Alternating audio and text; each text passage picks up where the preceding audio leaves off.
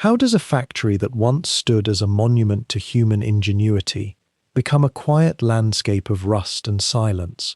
How does the mind of one man reshape an entire world, only to leave behind a legacy so fractured, so weighted with contradiction, that we are still trying to understand it?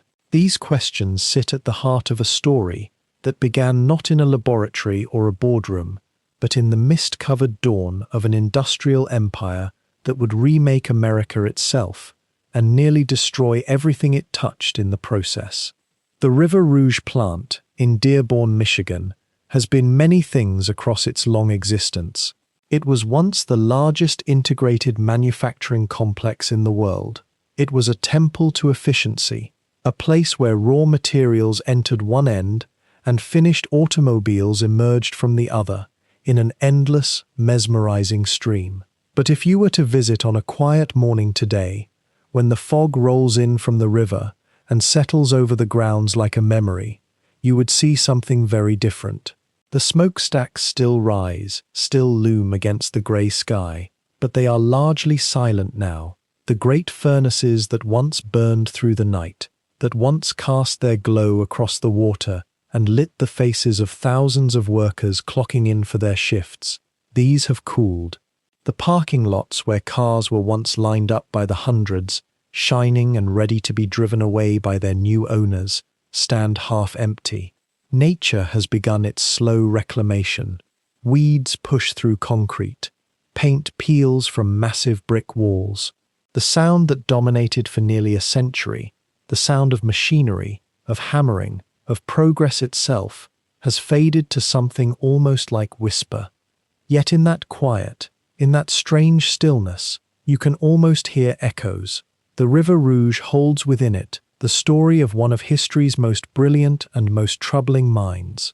It holds the story of a revolution in manufacturing that changed not just how cars were built, but how the entire world thought about work, efficiency, and the relationship between a man and his labor. It holds the story of a visionary who believed he could reshape human civilization through the power of industry.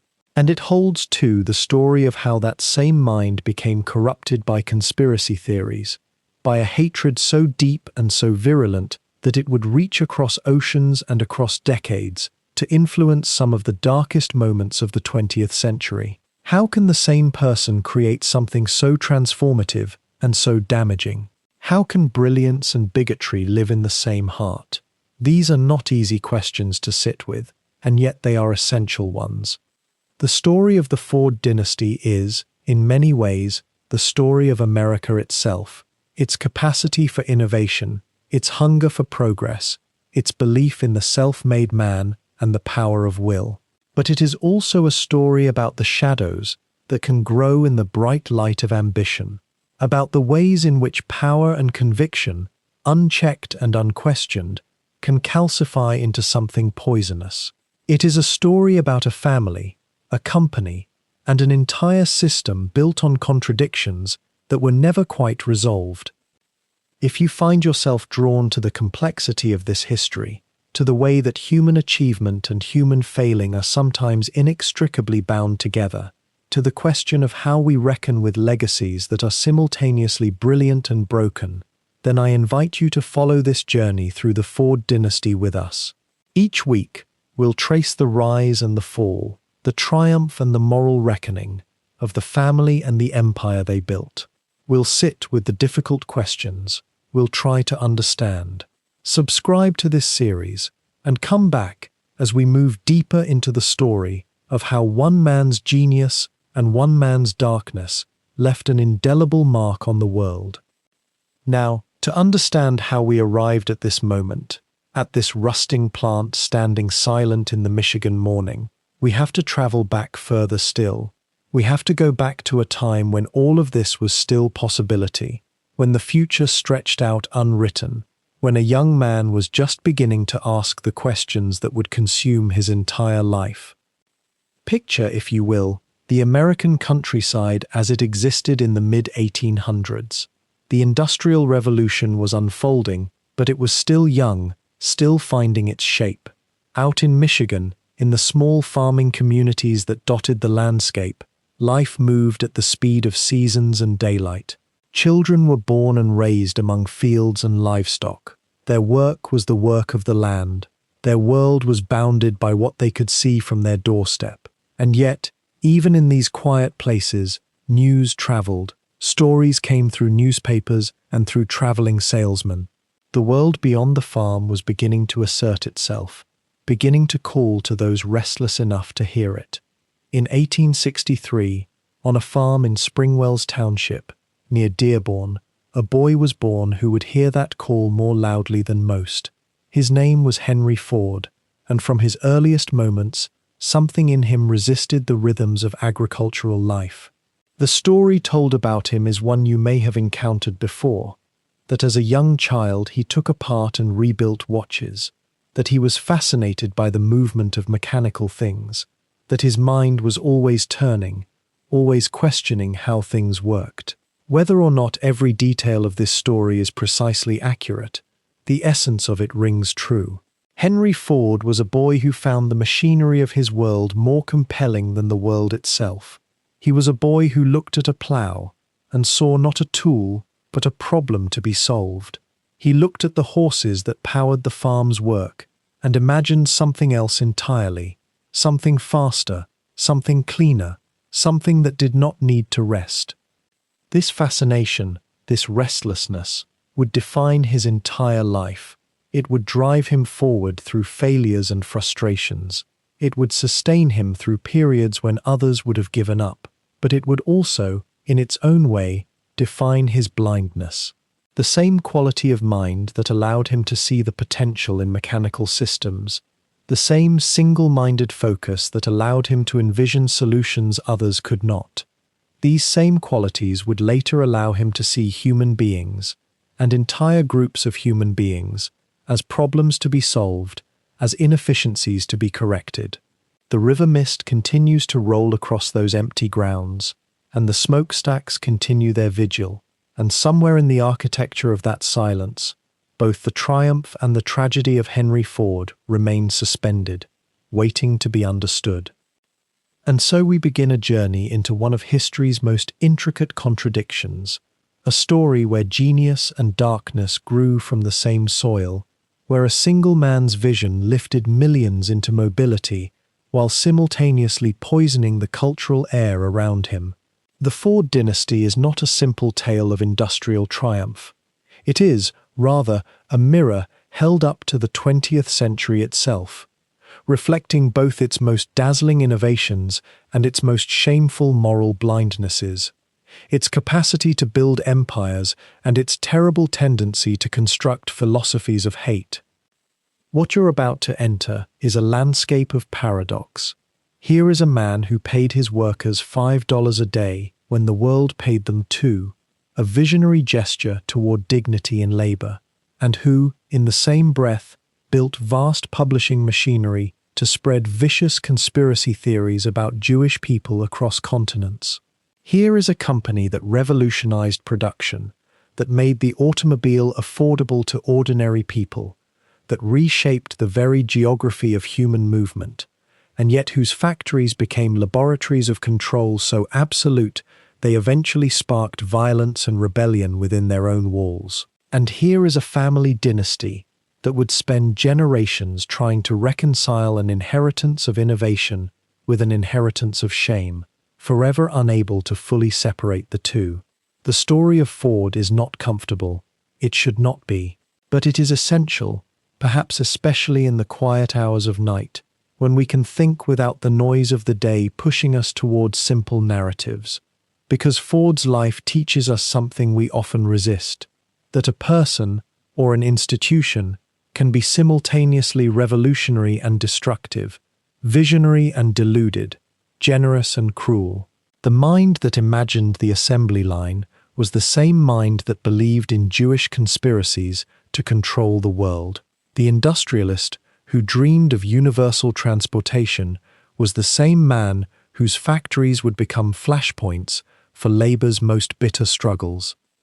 If this portrait interests you, if you find yourself drawn to the complexity of human ambition, to the way innovation can be shadowed by prejudice, to the question of what we inherit when we inherit not just wealth but ideology, then consider subscribing to follow this extended meditation on the Ford family's rise, transformation, and reckoning.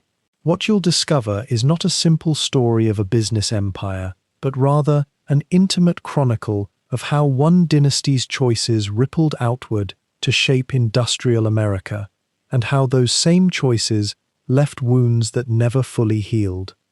The mist still rises over those silent smokestacks of River Rouge. But inside this story, inside the decades we're about to traverse together, you'll find the echoes of footsteps, Henry's restless ambition, Edsel's quiet resistance, generations of Fords trying to understand what their name meant in the world. You'll find the rhythm of millions of workers clocking in and out. You'll find the whisper of words printed in newspapers meant to wound. And you'll find, perhaps, a question that stays with you long after the narrative ends. Can a legacy built on brilliance ever be cleansed of the poison introduced at its root? This is the Ford story. Not the simplified version taught in schoolbooks, but the full, breathing account, the triumphs alongside the shadows, the near collapses that threatened to bring the entire empire down, the small moments of conscience that flickered and sometimes faded. It is a story about power, how to build it, how to wield it, and how the marks we leave with that power persist long after we are gone. Let us begin now in the Michigan countryside, where a farmer's son was born with a hunger in his chest, a hunger to make, to improve, to remake the world itself. Let us go back to the beginning, to the moment before Ford became Ford, before the empire, before the controversy, before the long shadow that would stretch across the rest of the century.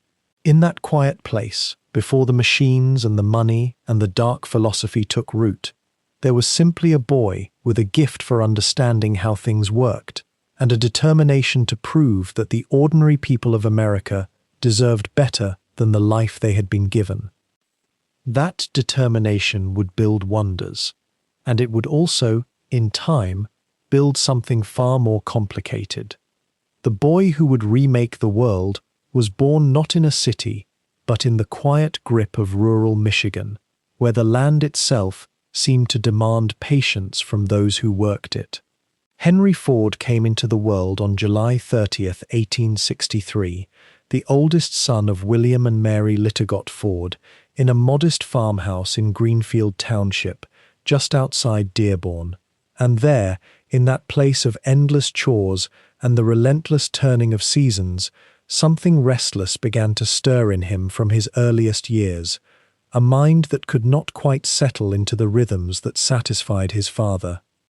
William Ford was a traditional farmer of the old school, a man shaped by the immigrant Irish work ethic, by the belief that land and livestock and the soil itself represented both duty and destiny. He expected his eldest son to follow, to inherit the farm, to continue the line of stewardship that seemed written into the Ford name. But Henry, even as a child, looked at his father's world with a curious detachment, not with rebellion exactly, but with a kind of quiet wondering. Why must things be done this way? Why must a farmer spend his strength on tasks that seemed, to Henry's observant eyes, unnecessary and inefficient?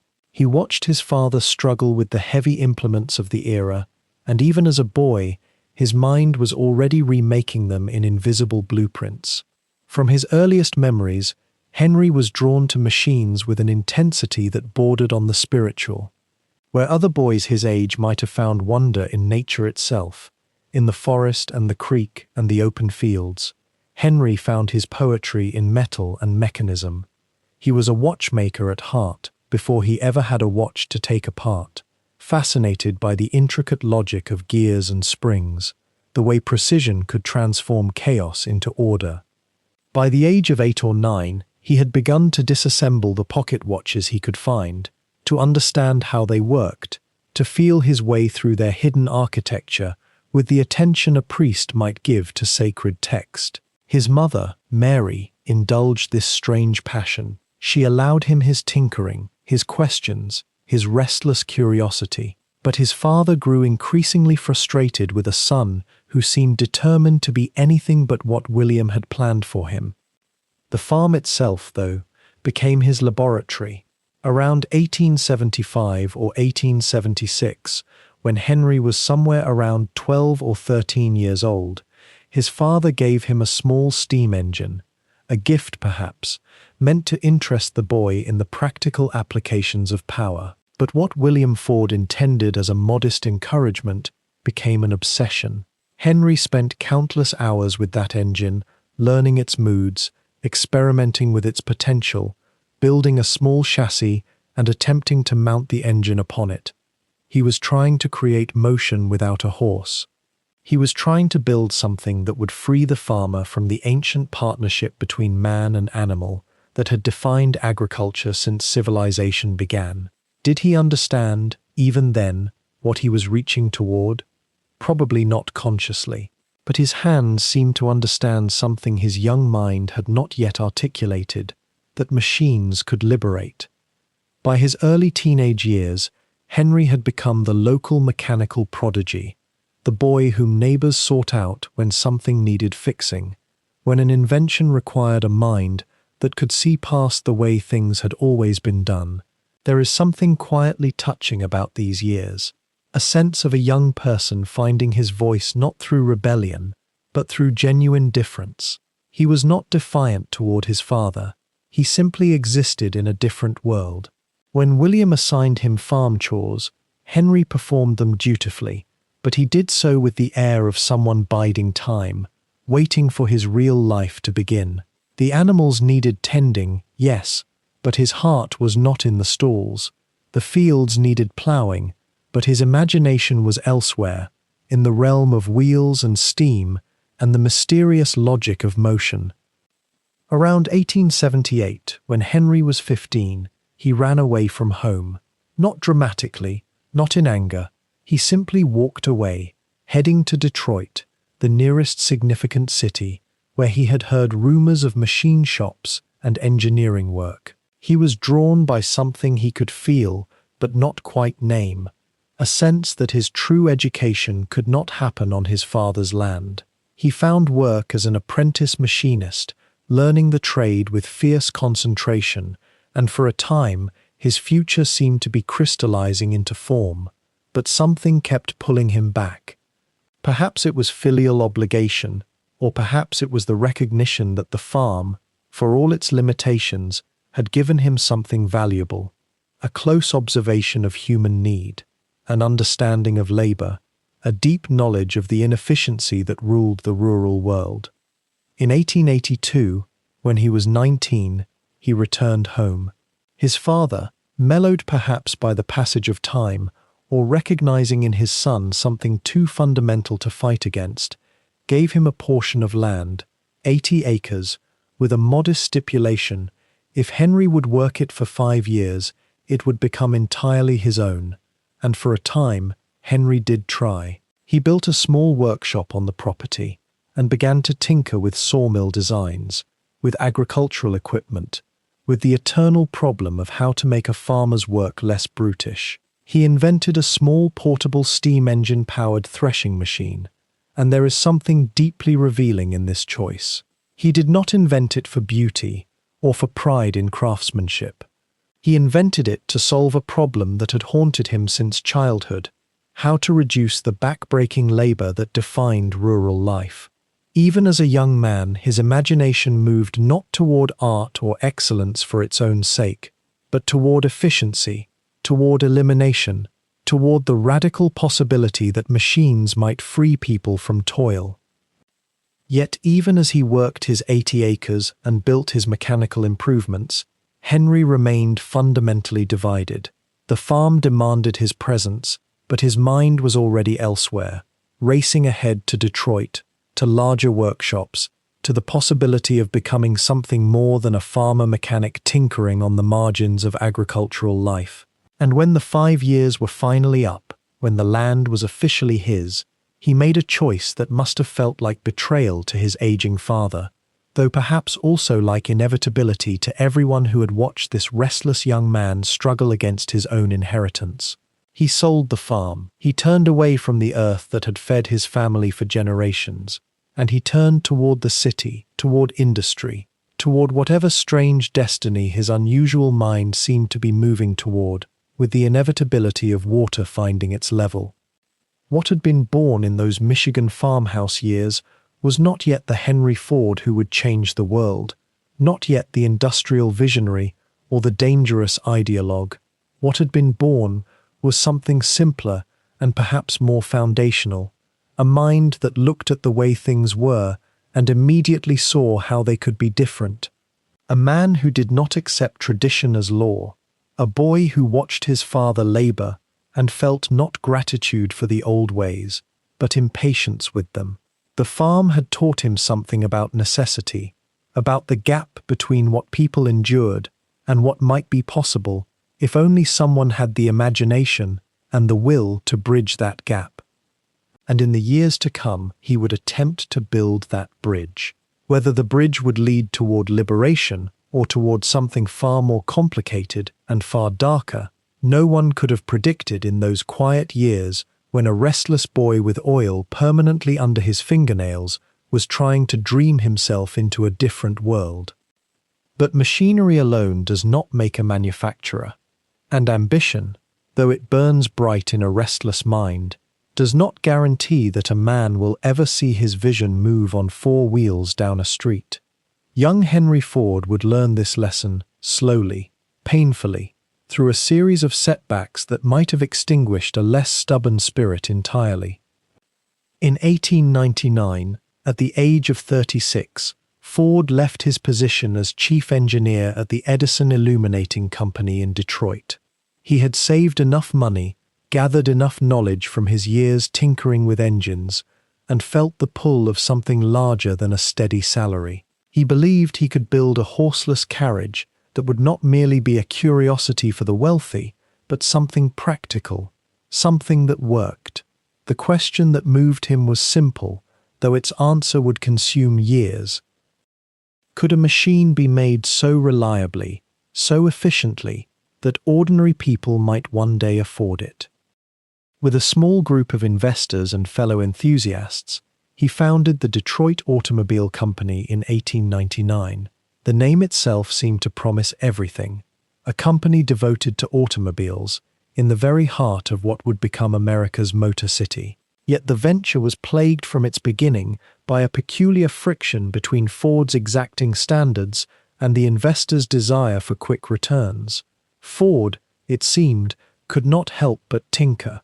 Where others wanted to begin selling cars immediately, Ford wanted to refine, to test, to ensure that every component functioned with precision.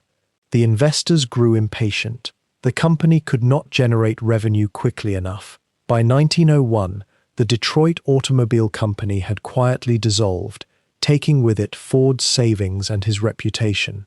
Most men might have retreated. The failure was public enough, the financial loss real enough, that a return to steady work would have seemed the reasonable path. Yet there was something in Ford's temperament, some combination of stubbornness and genuine belief in his own vision, that would not permit him to accept defeat as permanent. In 1902, he threw himself into another venture, this one bearing his own name, the Henry Ford Company. Here, perhaps, he might have better control. Here, perhaps, his standards would not clash with the needs of impatient investors. Yet even this enterprise, which seemed so promising at its inception, collapsed under its own contradictions. The same conflicts emerged. Ford wanted perfection in manufacturing. The company needed revenue. Ford saw the automobile as an engineering problem to be solved. The investors saw it primarily as a commercial opportunity to be exploited. Within a year, the Henry Ford Company had fallen apart as well. Ford was bought out, and the company would eventually be reorganized under new leadership, eventually becoming the Cadillac Motor Company, a maker of luxury automobiles, everything Ford's philosophy opposed. And so by 1902 or 1903, Henry Ford found himself, for the second time, stripped of his venture, his capital depleted, his name attached to failure. He was now in his early 40s. The window of opportunity, one might think, was beginning to close. He had no company, no steady employment, and a reputation that included not one but two public collapses. What sustained him through these years? Perhaps it was the clarity of his vision. He had not abandoned his belief that an affordable, reliable automobile was possible. He had not wavered from his conviction that the solution lay not in luxury or ornamentation, but in simplification. He had not surrendered to the cynicism that so often follows failure, the belief that the world does not work as one imagined, and therefore one's ideals were naive. Instead, during these fallow years, Ford worked as a consultant and designer for others. He raced automobiles to prove the reliability of his engineering, a peculiar strategy, but one that built credibility in an industry still skeptical of the horseless carriage itself. He continued to think, to sketch, to refine his ideas about how an automobile should be built. The failures had taught him something crucial, that he needed not merely the right technical solution, but also the right financial structure, the right partnership, the right moment. By 1903, at last, the elements seemed to align. A group of investors, one of whom had connections to coal and timber wealth, came to Ford with a proposition.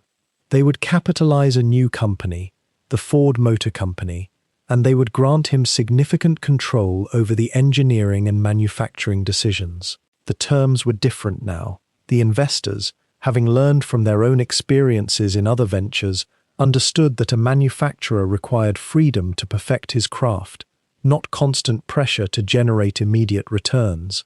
The balance of power had shifted, or perhaps Ford had simply learned to negotiate his own terms. On June 16, 1903, the Ford Motor Company was incorporated in Michigan with a capitalization of $100,000. The founding investors included Charles H. Merrill, Joseph H. Gallam, Vernon C. Fry, and others whose names have faded from popular memory, but whose faith in this restless, particular man provided the foundation upon which everything that followed would be built. Ford was designated chief engineer and held a significant stake in the company. He had finally, after years of struggle and disappointment, positioned himself where his vision and his authority might coincide. What is remarkable about this sequence?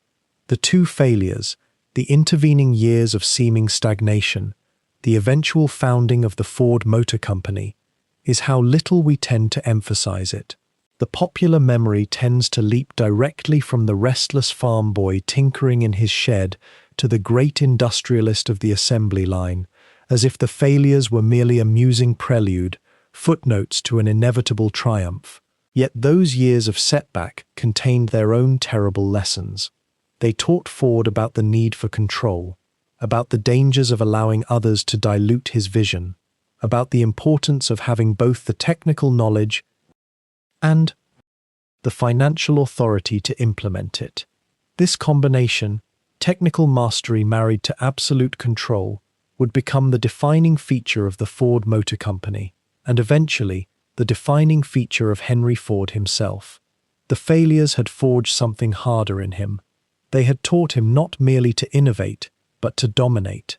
And as we continue deeper into his story, we will see how that same drive to control, which had taught him to build great things, would eventually push him towards something far darker.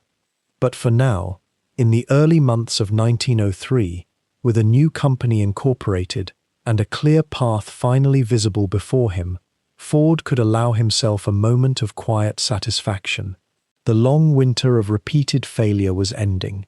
The spring that would transform American industry was beginning to arrive. By 1903, Henry Ford had already learned the vocabulary of failure so well that success, when it came, almost felt like an accident disguised as inevitability. Two companies had collapsed beneath his feet. The Detroit Automobile Company dissolved into quiet bankruptcy, and the Henry Ford Company, the one that bore his own name, had simply been bought out from under him by investors who preferred a different vision. He was 39 years old, which in that era meant a man either had proven himself or was running out of time to do so. There was a particular sting in those losses, not just financial, but existential. He had been a hired engineer, then a partner who could be discarded, and the question that must have haunted him during those Detroit nights was whether his ideas about machinery were truly revolutionary or merely the obsessions of a stubborn man who couldn't hold a job. What he carried into 1903, however, was something more durable than confidence. It was an almost monastic certainty about a single principle, that a motor car did not need to be a luxury item for the wealthy. The men building automobiles in those years, the Oldsmobile manufacturers, the Packard people, the various tinkerers and wealthy industrialists scattered across Michigan and beyond, they all believed the opposite. They believed that motor cars were inherently exclusive, that their very complexity and cost meant they belonged in the hands of people who could afford to employ a driver, maintain the temperamental machinery, and navigate the practical challenges of early motoring. To suggest that ordinary people might own motor cars, that farmers and shopkeepers and factory workers might operate their own vehicles, was not merely optimistic, it seemed almost naive. But Ford had developed this conviction not through theoretical musing, but through the years spent in workshops and machine shops, through conversations with mechanics and engineers, through the patient observation of what people actually needed versus what manufacturers assumed they should want. He believed that simplicity was not a limitation but a path, that if you removed the unnecessary, if you stripped away the ornament and the complicated gearing systems and the handcrafted components that made existing motor cars so expensive and unreliable, you could arrive at something fundamentally different, a machine that worked. That didn't require constant adjustment. That could be repaired by an ordinary person with basic tools. The founding of the Ford Motor Company in June of 1903 happened almost modestly, with none of the fanfare that might have befitted what would become one of the most consequential business enterprises in human history. There was no grand announcement. There were 12 investors, some of whom knew Ford, some of whom were simply betting on the automobile industry as an emerging phenomenon.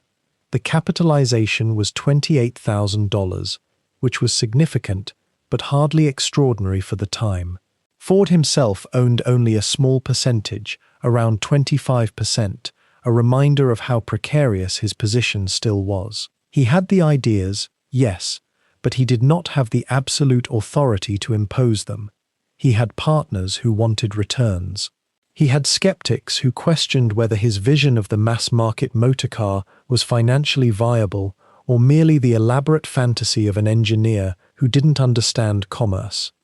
What Ford did have, though, was a small Detroit garage and a team of engineers and mechanics who had begun to coalesce around him. There was Joseph Galamb, a Hungarian immigrant and draftsman of considerable skill who would become instrumental in designing the mechanisms that Ford envisioned. There was Eugene Farkas and C.J. Smith, and others whose names are largely forgotten now, but who formed the creative backbone of those early years.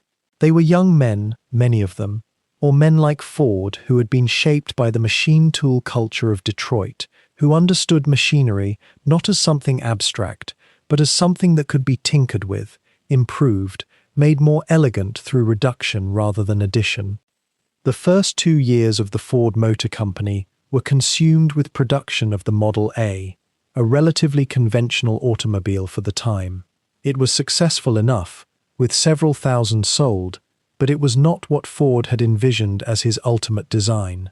It was still too expensive, still too complicated, still not the democratic machine he believed the future demanded. The company was profitable, which was essential. It proved to the investors and to Ford himself that there was a viable market for automobiles, that the industry was not a speculative bubble, but a genuine shift in how people would move through the world. Yet even as the Model A sold well, Ford was already thinking beyond it, sketching in his mind the properties that the perfect motor car would possess. It would be sturdy. It would be simple. It would be affordable. It would do one thing, and that one thing would be transportation. Nothing more and nothing less. There is a kind of gambling that happens in the mind of an industrial visionary, a moment where the clarity of the vision intersects with the actual constraints of capital and manufacturing and human nature. Ford understood, perhaps more clearly than most, that he was proposing to do something that contradicted the accepted wisdom of his industry. His competitors were building motor cars for the wealthy, because that was where the profit margins were highest, where customers would pay almost any price for luxury and exclusivity and the demonstration of status. Ford was proposing to build motor cars for people who didn't have much money, which meant his margins would be thin, which meant he would need to sell in unprecedented volumes to make his enterprise worthwhile. It was a gamble. It required faith not just in his own design philosophy, but in the existence of a market large enough, diverse enough, hungry enough to sustain it. By 1903, he had staked what remained of his reputation and his modest savings on this gamble. He had formed a company. He had assembled a team. He had begun production. But the moment of his true transformation had not yet arrived. That would come in 5 years, with a design so perfectly calibrated to his philosophy that it would reshape not just American commerce, but American life itself. For now, in 1903, he was simply a man with an idea that seemed to almost no one inevitable, moving forward with the quiet persistence of someone who had already survived failure and could therefore afford to be patient with the process of building something that might matter. By the autumn of 1908, Henry Ford had survived his failures. The Detroit Automobile Company was a memory. The Henry Ford Company had dissolved into what would become Cadillac, under the guidance of others. But he had learned something in those collapses, not resignation, but clarity. He understood now that the path forward lay not in building motor cars for the wealthy, not in chasing speed records or engineering marvels that only the privileged could touch. The path lay in something almost opposite, simplicity itself. The Model T arrived on October 1st, 1908, in a factory on Pickett Avenue in Detroit. It was not the most advanced automobile in the world. It was not the most beautiful. If you looked at it through the eyes of an engineer obsessed with elegance or innovation for its own sake, you might even find it plain, almost humble, a high clearance, to manage the rough roads of rural America, a 4-cylinder engine, reliable and forgiving, planetary transmission instead of the complex gear systems of competing cars, no electrical starter. You cranked it by hand, which meant it demanded something from you, a small act of effort each time. The body was made of vanadium steel, lighter and stronger than what others used, but in the end, it was all designed toward one principle. Could it be built simply, built cheaply, built in such a way that a person of modest means might own it? The price was set at $825. Compare that to the luxury automobiles of the day, which could cost $2,000 or $3,000 or more.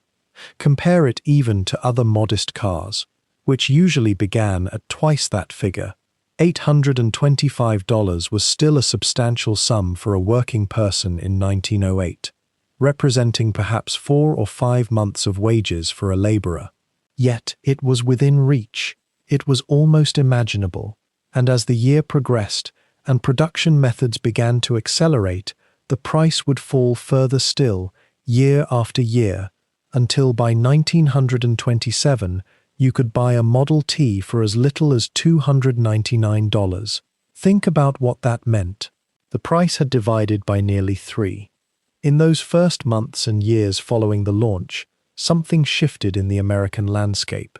The automobile stopped being primarily a plaything of the wealthy. It became, for the first time, a tool that ordinary people could possess. A farmer in Iowa could purchase one.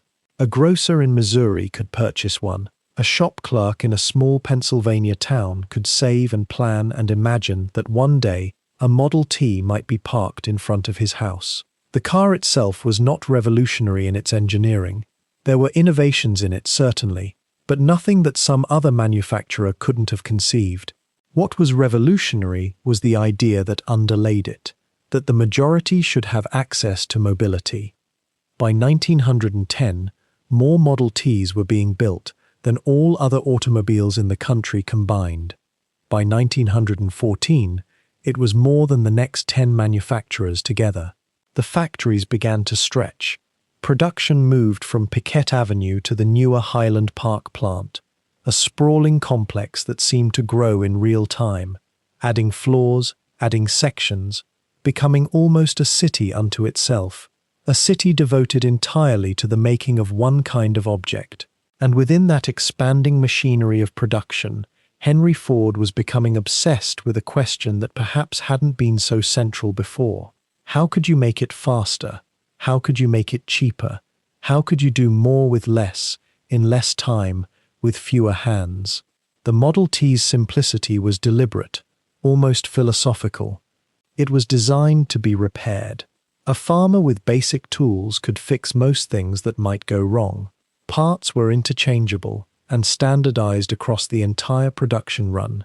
A revolutionary idea in manufacturing, because it meant that a component made in week 1 would fit perfectly into a car made in week 52. This wasn't quite taken for granted in the broader manufacturing world at the time. It was something Ford and his engineers, particularly C. Harold Wills, understood as a principle. If you want to make something cheaply, make it simple. Make it the same way every time. Make every part exactly like the last. The landscape of America began to change in ways both obvious and subtle. Roads that had been tracks through farmland became destinations. Small towns that had seemed isolated began to feel connected.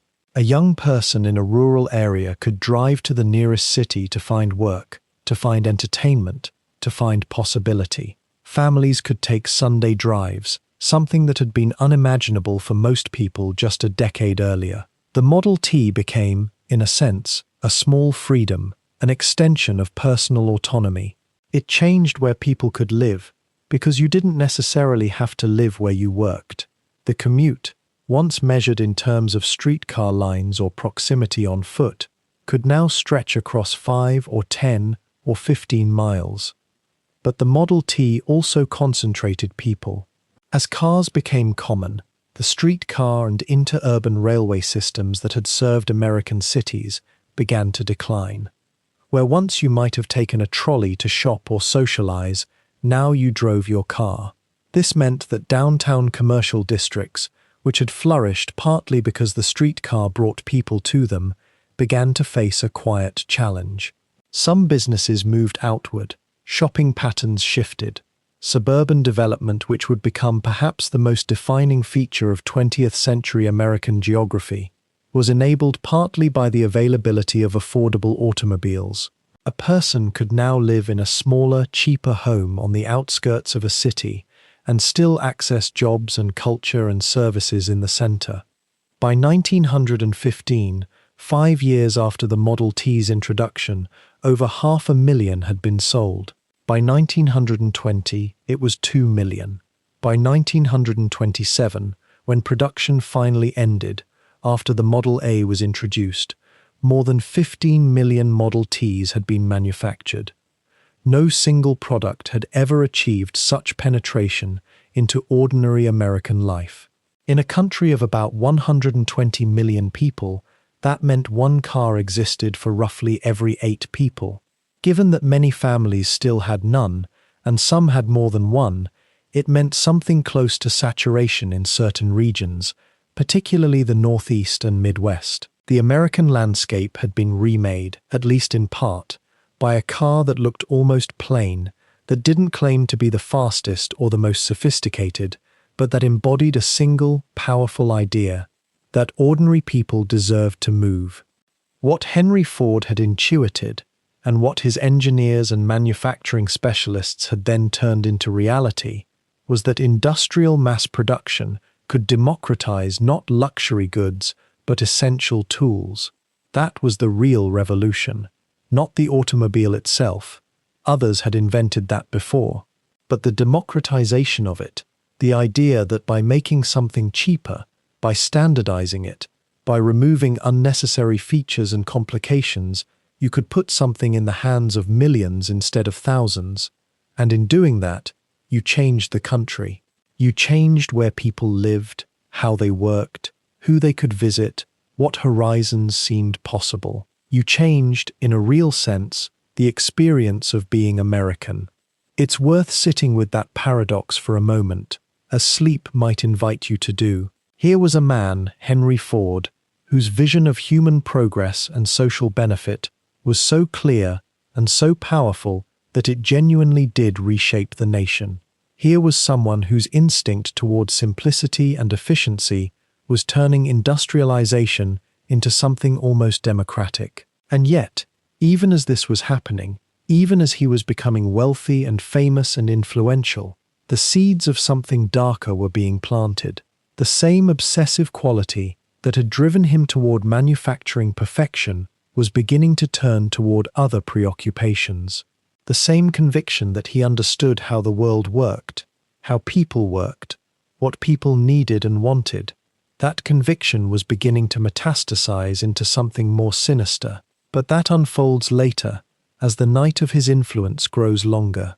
For now, in this moment, the Model T remains what it was, an achievement, simple and powerful, that changed the possibility of ordinary American life. By 1913, the Ford Motor Company had already proven that the Model T could sell, and sell in numbers that left the industry breathless. But Henry Ford was not a man content with success as others defined it. There was something restless in him, something that looked at an assembly process and saw waste, saw delay, saw the drag of human hands moving at human pace when machines could move faster. He watched his workers at the Piquette Avenue plant, and he watched the production timelines, and somewhere in that calculating mind, a question took shape that would echo through the 20th century. What if you didn't build the car by moving the worker to the work, but instead moved the work to the worker? The answer, when it emerged, seemed almost impossibly simple in hindsight, yet it required a leap of imagination that few in the industrial world had yet dared to take. In the vast new Highland Park facility, which had opened just 2 years before, Ford and his engineers, particularly a man named C.J. Smith, and later the Danish-born innovator William C. Kleberger, began to conceive of something that had never existed before in the automobile industry. Not just an assembly line, you understand, but a moving assembly line, a continuously flowing conveyor that would carry the chassis, the engine block, the frame itself along a predetermined path, while workers, stationed at fixed points, performed their single small task over and over and over again. The car came to them. They did not chase the car. The first experiment, in the spring of 1913, began almost humbly. A moving rope dragged the chassis slowly along a track, and workers stationed beside it performed their designated operations, installing wheels, fitting magnetos, attaching the radiator. It took hours to perfect. The pace had to be exact. Too fast, and the worker fell behind, frustrated, dangerous. Too slow, and you gained nothing from the innovation. But as the engineers refined the timing, something extraordinary began to happen. The time required to assemble a single Model T, which had taken approximately 14 hours when workers carried parts to a stationary chassis, began to shrink. By midsummer, it had dropped to about 2.5 hours. By the end of the year, it was closer to 90 minutes. And then, in the final months of 1913, Ford's engineers achieved what seemed like near magic. A complete Model T could be assembled in less than 2 hours, much of it in under 90 minutes. What had once required the skill of a craftsman, the knowledge of a trained mechanic, the pride of a man who understood his trade from beginning to end, now became a series of discrete, repetitive motions that an unskilled worker could learn in a matter of days or even hours. And this was, to be precise, both liberation and diminishment. The repetition was soul-deadening. The same motion, 8 hours a day, 10 hours a day, for wages that remained inadequate by any measure of human dignity. Turnover at Ford plants reached staggering levels. Annual turnover approached 300% in some years, meaning the company was entirely replacing its workforce more than 3 times over. Men arrived hopeful, worked until their bodies rebelled or their spirits broke, and left. The company simply hired more. It was this crisis, this hemorrhaging of human labor despite record production, that led to perhaps the most famous and the most misunderstood decision of Henry Ford's industrial career. On January 5, 1914, Ford announced what seemed like an act of almost impossible generosity. He would pay his workers a minimum of $5 a day, not per week, per day. It was, in simple terms, nearly double the prevailing wage for factory labor at the time. Newspapers across America ran the story with a kind of stunned disbelief. Had Henry Ford lost his mind? Was he a saint? Was he a radical? Was this communism seeping in through the factory gates? The reality, as is so often the case, was more complicated and more human than the myth that surrounded it. Ford himself framed it as enlightened self-interest, and there is truth in that accounting. The $5 day was not primarily an act of charity.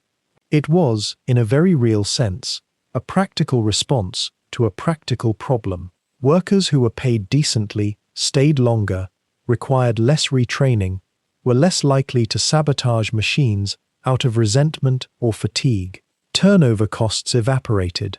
Production, which depended entirely on the smooth, uninterrupted flow of bodies through the assembly line, ran smoother. Ford was also acutely aware that his workers needed to earn enough money to buy his cars. How else would the mass market he envisioned ever come into being? What was the point of manufacturing automobiles at unprecedented scale if the people making them couldn't afford to own them? It was a closed loop of economic logic that struck most of his contemporaries as either brilliant or insane, and often both. Yet there is something that should not be overlooked in this moment, something that reveals something essential about the nature of Ford's character. The $5 day came with conditions, significant conditions. Ford established what he called the sociological department, a network of inspectors and monitors who would visit the homes of workers receiving the premium wage. They would examine how a worker lived, what his wife did, whether he drank, whether he maintained proper standards of cleanliness and morality. The money, in other words, came with surveillance. It came with the implicit threat that deviation from Ford's vision of proper living would result in its loss. It was paternalism of the most thoroughgoing kind, the boss as not merely employer, but as guardian of your household, your habits, your very soul. But in 1914, this darker aspect was barely noticed or mentioned in the wave of publicity that swept across the nation. What was celebrated, what seized the public imagination, was the image of Henry Ford as the man who had solved the ancient problem of labor, who had figured out how to pay workers generously while producing cars more cheaply than ever before. The moving assembly line and the $5 day, taken together, seemed to suggest that industrial capitalism had found a new and beneficent path, that machines and progress and good wages could coexist, that the future was not a factory floor of desperate, starving men, but something approaching prosperity for all. The reality of daily life inside those plants, the monotony that pressed down like a physical weight, the speed that never allowed for rest or thought, the way men's bodies began to fail by their 40s and 50s, the way the very efficiency that had liberated the consumer from expensive handicraft had enslaved the producer to the machine's rhythms. All of this would emerge more slowly, would take years to fully articulate.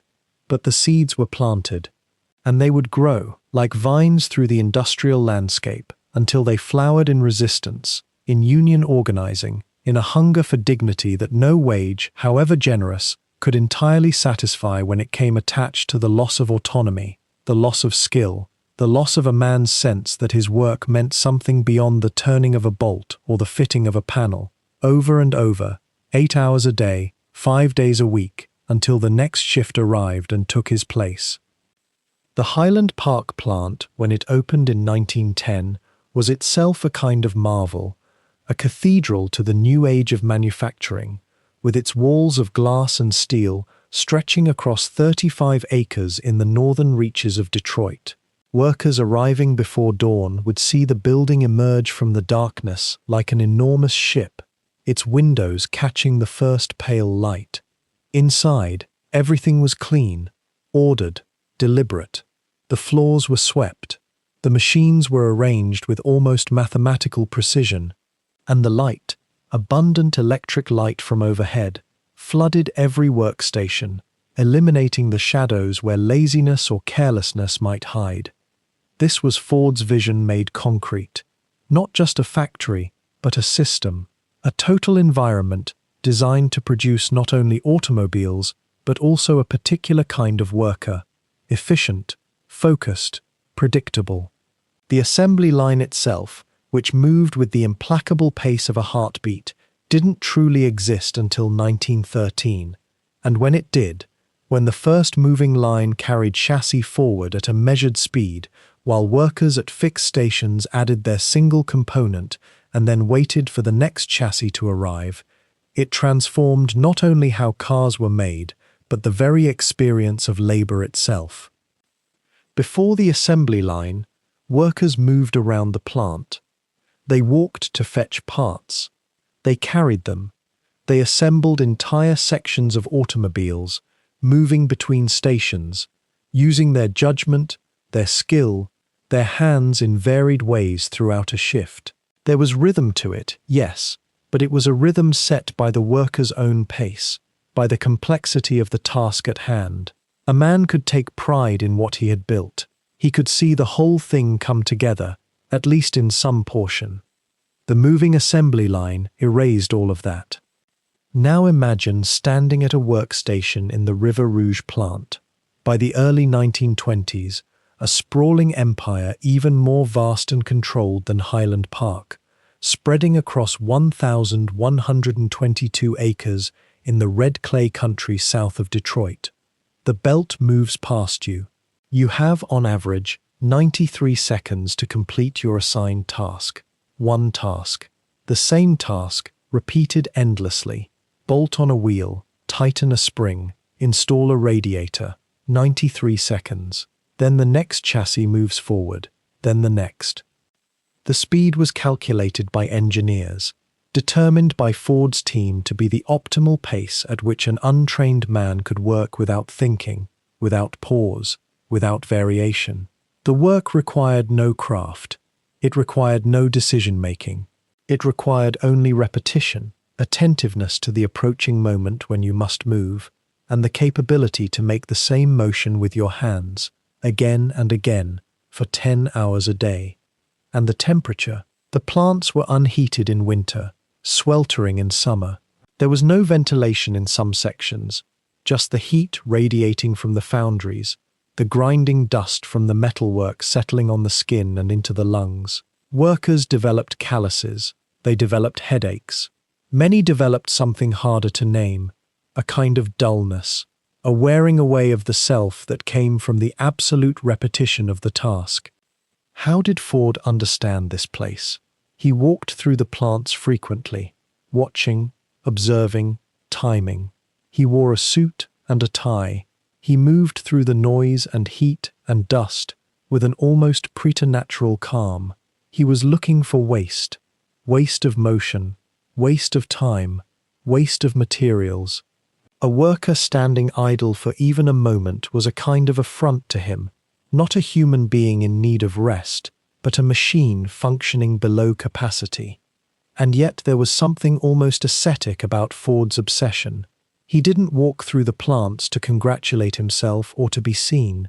He walked with the intensity of a man seeking perfection, hunting for the fractional seconds that could be shaved away, the movements that could be eliminated, the inefficiencies that gnawed at his conscience. His engineers would follow at a distance, notebooks in hand. He would point, he would question, he would suggest, with a kind of quiet authority, a new arrangement of a workstation, a different sequence of movements, a tool moved 3 inches closer to the worker's hand. These interventions were often brilliant.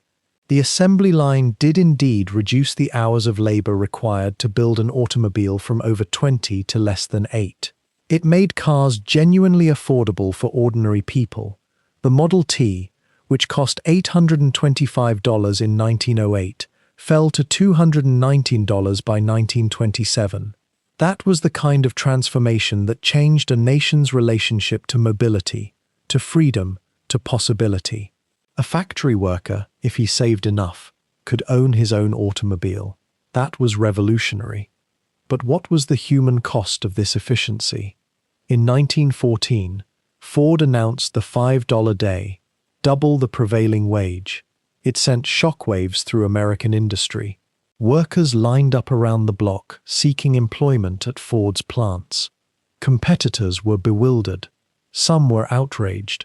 Why, they demanded, would a man pay workers so much? Ford had several explanations: productivity gains, reduced turnover, preventing the union organizing that was beginning to stir in American factories. But there was something else too, a paternalistic belief that if workers earned enough, if they could afford to buy his cars, could afford the small homes that working-class families aspired to, could afford the pleasures of life, they would be grateful, they would be stable, they would be controllable.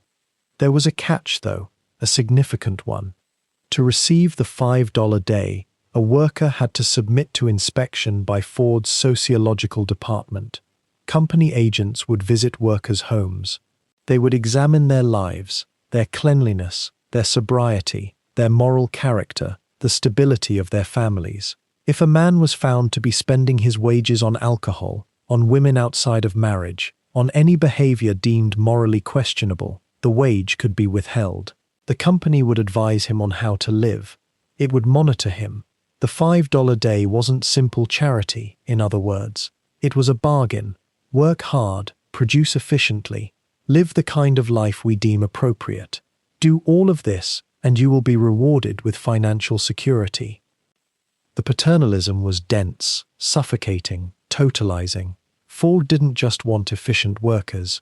He wanted to shape who they were, their habits, their values, their very character. The factory floor was where this happened during the day. But he also wanted to extend his influence into the evening, into the home, into the way a man spent his money and conducted his private life.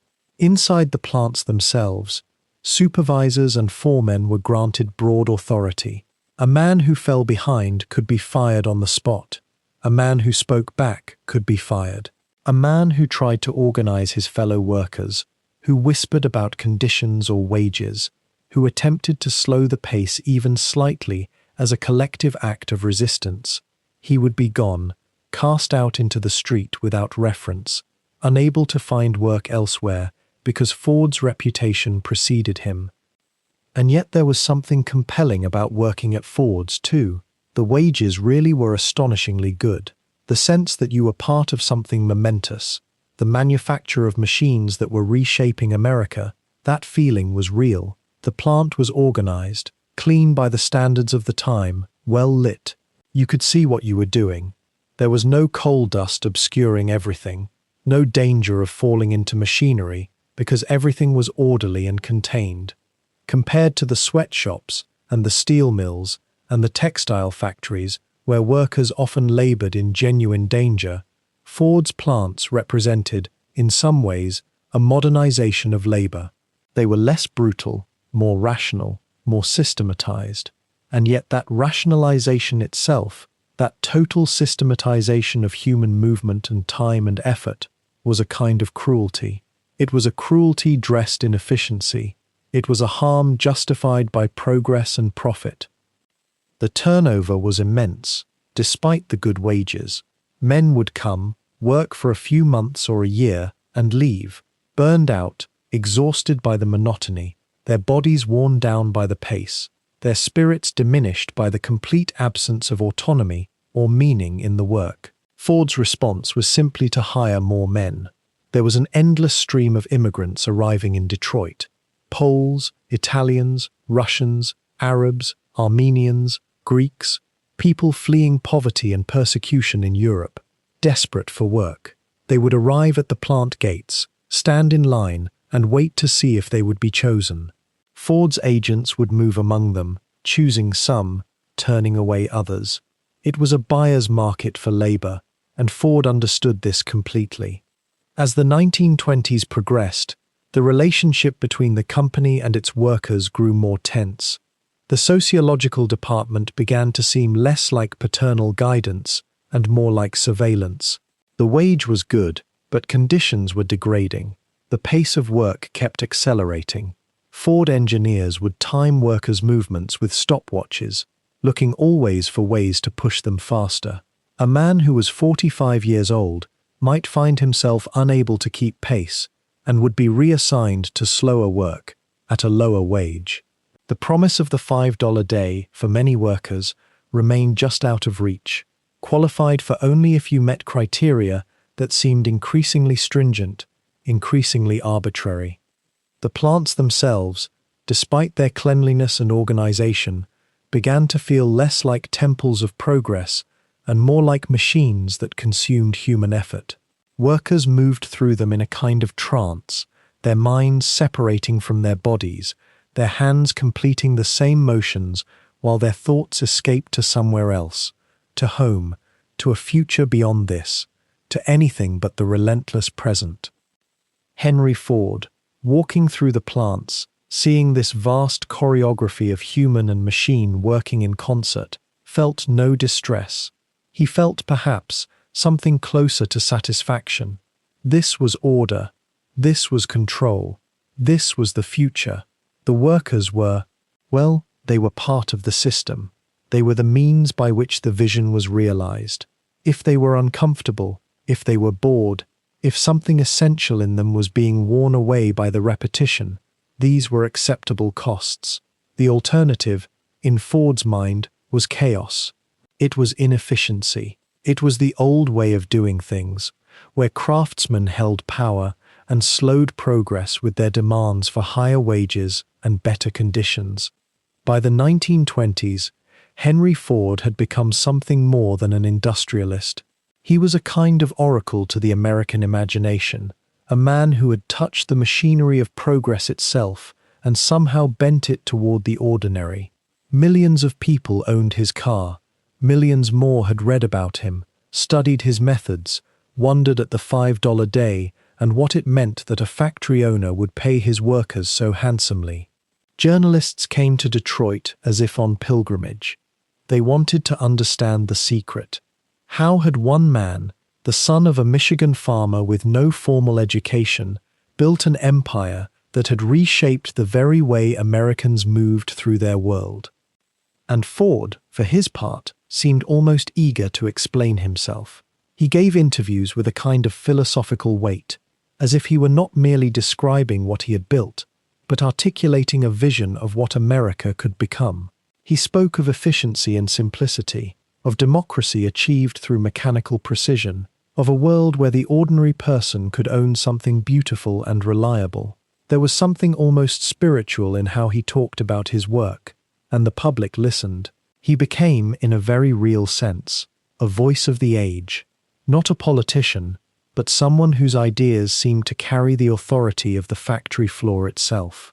The contradiction that would define the second half of his life was already present in these early years of celebrity, though few could see it clearly then. Ford's philosophy rested on a strange foundation. He believed deeply in lifting the common man through industrial progress, yet he believed just as deeply that he alone understood what that progress should look like. He trusted the machine, with its logical certainties, far more than he trusted people with their messy complexity. He moved through the world with an absolute conviction that he was right, and that anyone who disagreed with him was either ignorant or corrupt. These are not the convictions of a man who will easily admit error, or change his mind, or allow others the dignity of their own thinking. Around him in Detroit in the 20s, The city was changing rapidly. New immigrants were arriving, not just from rural America, but from Europe, from Poland and Italy, and the countries of Eastern Europe.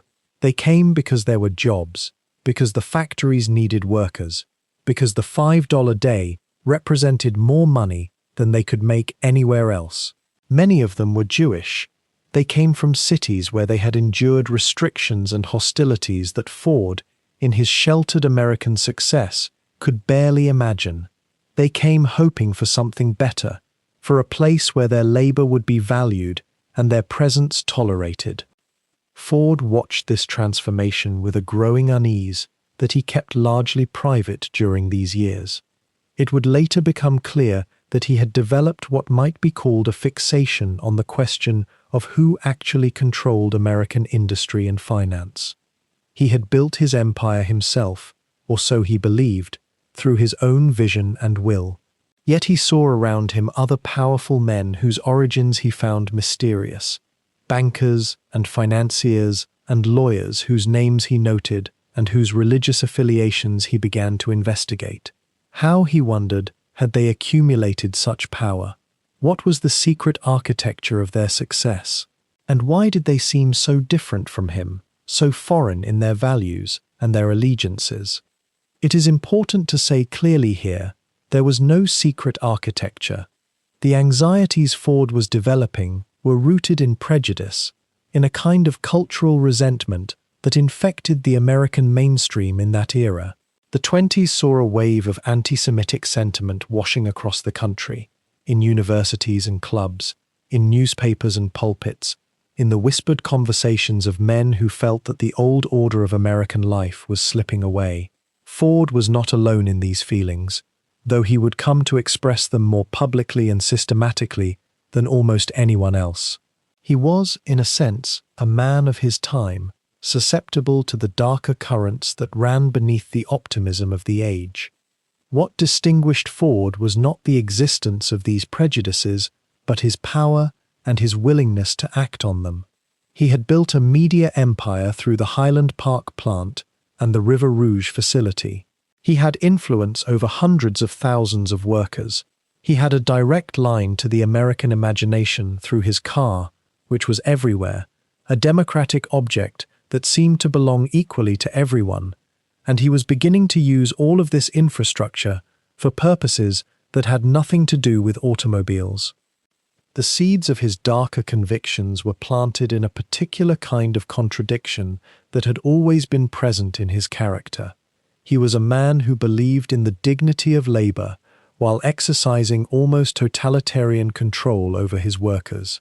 He was a man who spoke of democracy while making unilateral decisions about his company's direction. He was a man who had succeeded brilliantly within the American system while harboring deep doubts about who truly controlled that system. These contradictions do not usually resolve themselves peacefully.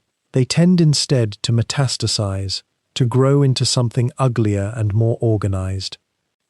In these years, Ford was also growing older, and older men sometimes become more entrenched in their convictions rather than more open to question. He was 70 years old by the end of the 20s, still vigorous and mentally sharp, but less connected to the world beyond his factories and his carefully controlled circle of associates. He read what he wanted to read, he heard what he wanted to hear, and he had begun to piece together, from the fragments of his prejudices and resentments, a kind of conspiracy theory, a vision of hidden powers working against him and against America itself. The question that would haunt the next phase of his life was simply this: would he keep these convictions private and confined to his own thoughts, or would he amplify them through the considerable platforms he controlled? In the quiet spaces of his office at Highland Park, in the evenings when he retreated from the noise and heat of the factory floor, he was making a choice that would transform not only his own legacy, but echo far beyond his death. By the early 1920s, Henry Ford had become something more than an industrialist. He was a kind of folk philosopher, a self-made man whose name was spoken in the same breath as American possibility itself. Workers called him a visionary, Newspapers sought his opinions on everything from farming to marriage to the future of civilization. He had taken a simple, stubborn idea that any person of modest means deserved affordable transportation, and bent an entire industry toward that vision. And yet, somewhere within the fortress of his success, a different kind of conviction was taking root, one far darker and more dangerous than any machine he had ever designed.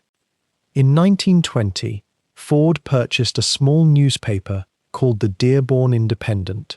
On its surface, it seemed a natural extension of his already vast influence. He could shape the narrative around his company, his workers, his vision for America. But the Independent soon became something else entirely, a pulpit from which Ford would broadcast increasingly elaborate theories about who he believed was really controlling American finance, politics, and culture. These theories had a name, and that name was the Jews. The anti-Semitic content in the Dearborn Independent did not emerge suddenly or by accident.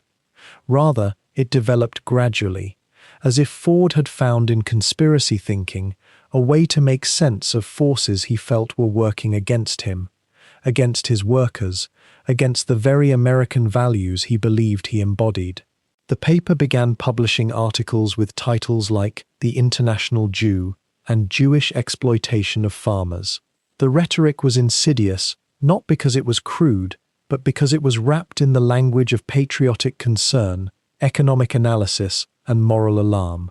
Ford spoke as a protector of working people, as someone defending America from shadowy manipulation.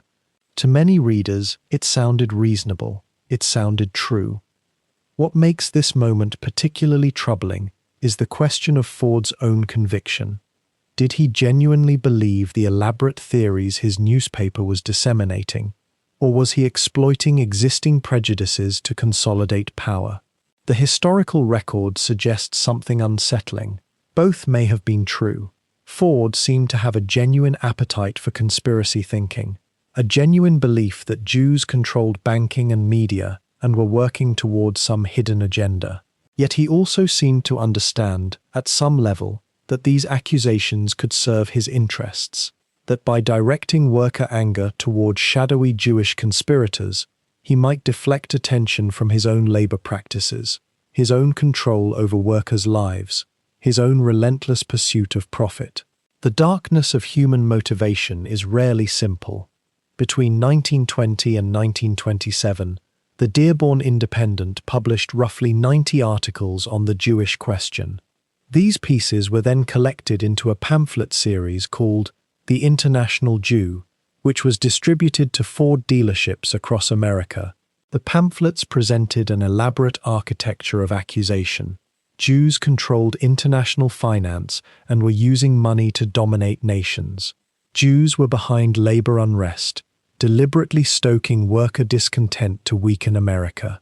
Jews infiltrated American culture through theater, cinema, and publishing, spreading moral degeneracy and cultural decay. Each accusation was presented with a surface layer of evidence, quotes taken out of context, financial connections distorted beyond recognition, historical events reinterpreted through a lens of conspiratorial intent. The reach of these materials was staggering.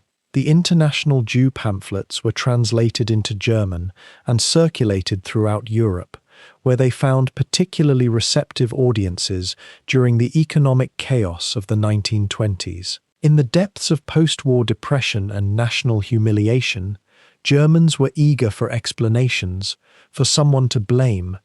They found those explanations in Ford's words. The anti-Semitic movement in Germany explicitly cited Ford as an authority, displayed his portrait, and distributed his pamphlets in beer halls and political meetings. A man named Adolf Hitler, whose own political movement was still in its infancy, would later tell an American correspondent that Henry Ford was his inspiration. The connection between Detroit and Munich, between the River Rouge plant and the halls where Nazi ideology was being forged, was neither distant nor accidental. What makes this particularly haunting is the specificity of the connection. When Hitler wrote his manifesto, Mein Kampf, in 1924, he referenced Ford directly, praising his efforts to awaken people to what Hitler called the Jewish menace. Ford's conspiracy theories about Jewish bankers and media control provided a template, a kind of intellectual scaffolding for the far more violent and comprehensive anti-Semitism that would eventually consume Europe. The ideas that flowed from the Dearborn independent printing presses were not mere local prejudices or the bitter rants of one eccentric industrialist. They were ingredients in the ideological poison that would eventually lead to genocide. Yet perhaps the strangest element of this dark chapter is how Ford himself seemed, over time, to distance himself from his own words. He would claim he did not personally write the articles, that his name was being used without his full knowledge, that misunderstandings had arisen. This half-denial, this refusal to fully own what his own newspaper had published under his name and with his financial backing, is itself revealing. It suggests a man aware, perhaps, that he had ventured into territory that even he recognized as morally indefensible, yet unable or unwilling to fully retract or condemn it. The complexity of human nature includes the capacity to do terrible things, while simultaneously constructing elaborate narratives that allow us to believe we have not done them. By the mid-1920s, Ford was facing mounting pressure from Jewish organizations, from civil rights groups, from voices within his own company and community, who recognized what the Dearborn Independent represented. Some of his advisors warned him that the anti-Semitic campaign was damaging his reputation, alienating markets, and creating legal vulnerabilities. Slowly, almost imperceptibly, the tone of the newspaper began to shift. Articles became less frequent and less inflammatory. Ford began to issue public statements suggesting that he had been misled or misunderstood, that the newspaper did not reflect his true views. By 1927, the Dearborn Independent ceased publication. The printing presses that had churned out pages of conspiracy and accusation fell silent. It was not a recantation so much as a withdrawal, a closing of the door on a room Ford seemed suddenly unwilling to visit. It was a curious thing, the power of the printing press in a man's hand. Henry Ford understood machines, understood how to scale them, how to make one simple design reach millions of people. But by the 1920s, he had discovered a different kind of machinery, one that printed not automobiles, but ideas, and the ideas themselves became his real obsession. The Dearborn Independent had begun modestly enough, a small-town newspaper serving the workers and the curious around his factories. But Ford's influence grew, his circulation swelled, and gradually the paper's tone shifted. What had started as automotive gossip and community news turned into something far more purposeful, far more dark. Ford began to publish a series of articles that would eventually be compiled into a bound pamphlet titled The International Jew, the World's Foremost Problem. The premise was familiar to those steeped in certain corners of European prejudice, that a hidden network of Jewish bankers and businessmen controlled the world's finances, manipulated governments, and pulled the strings of history from behind the scenes. It was an old conspiracy, dressed in new industrial age language, and it found in Henry Ford a propagandist of unprecedented reach and credibility. Here was not some marginal crank, not a failed artist ranting in a beer hall, but one of the world's most successful and admired industrialists, lending his name and his vast resources to the dissemination of anti-Semitic theories. Between 1920 and 1922, the Dearborn Independent published 91 consecutive articles attacking Jewish people. Ford printed them, distributed them, and ensured they circulated not just across America, but across the world.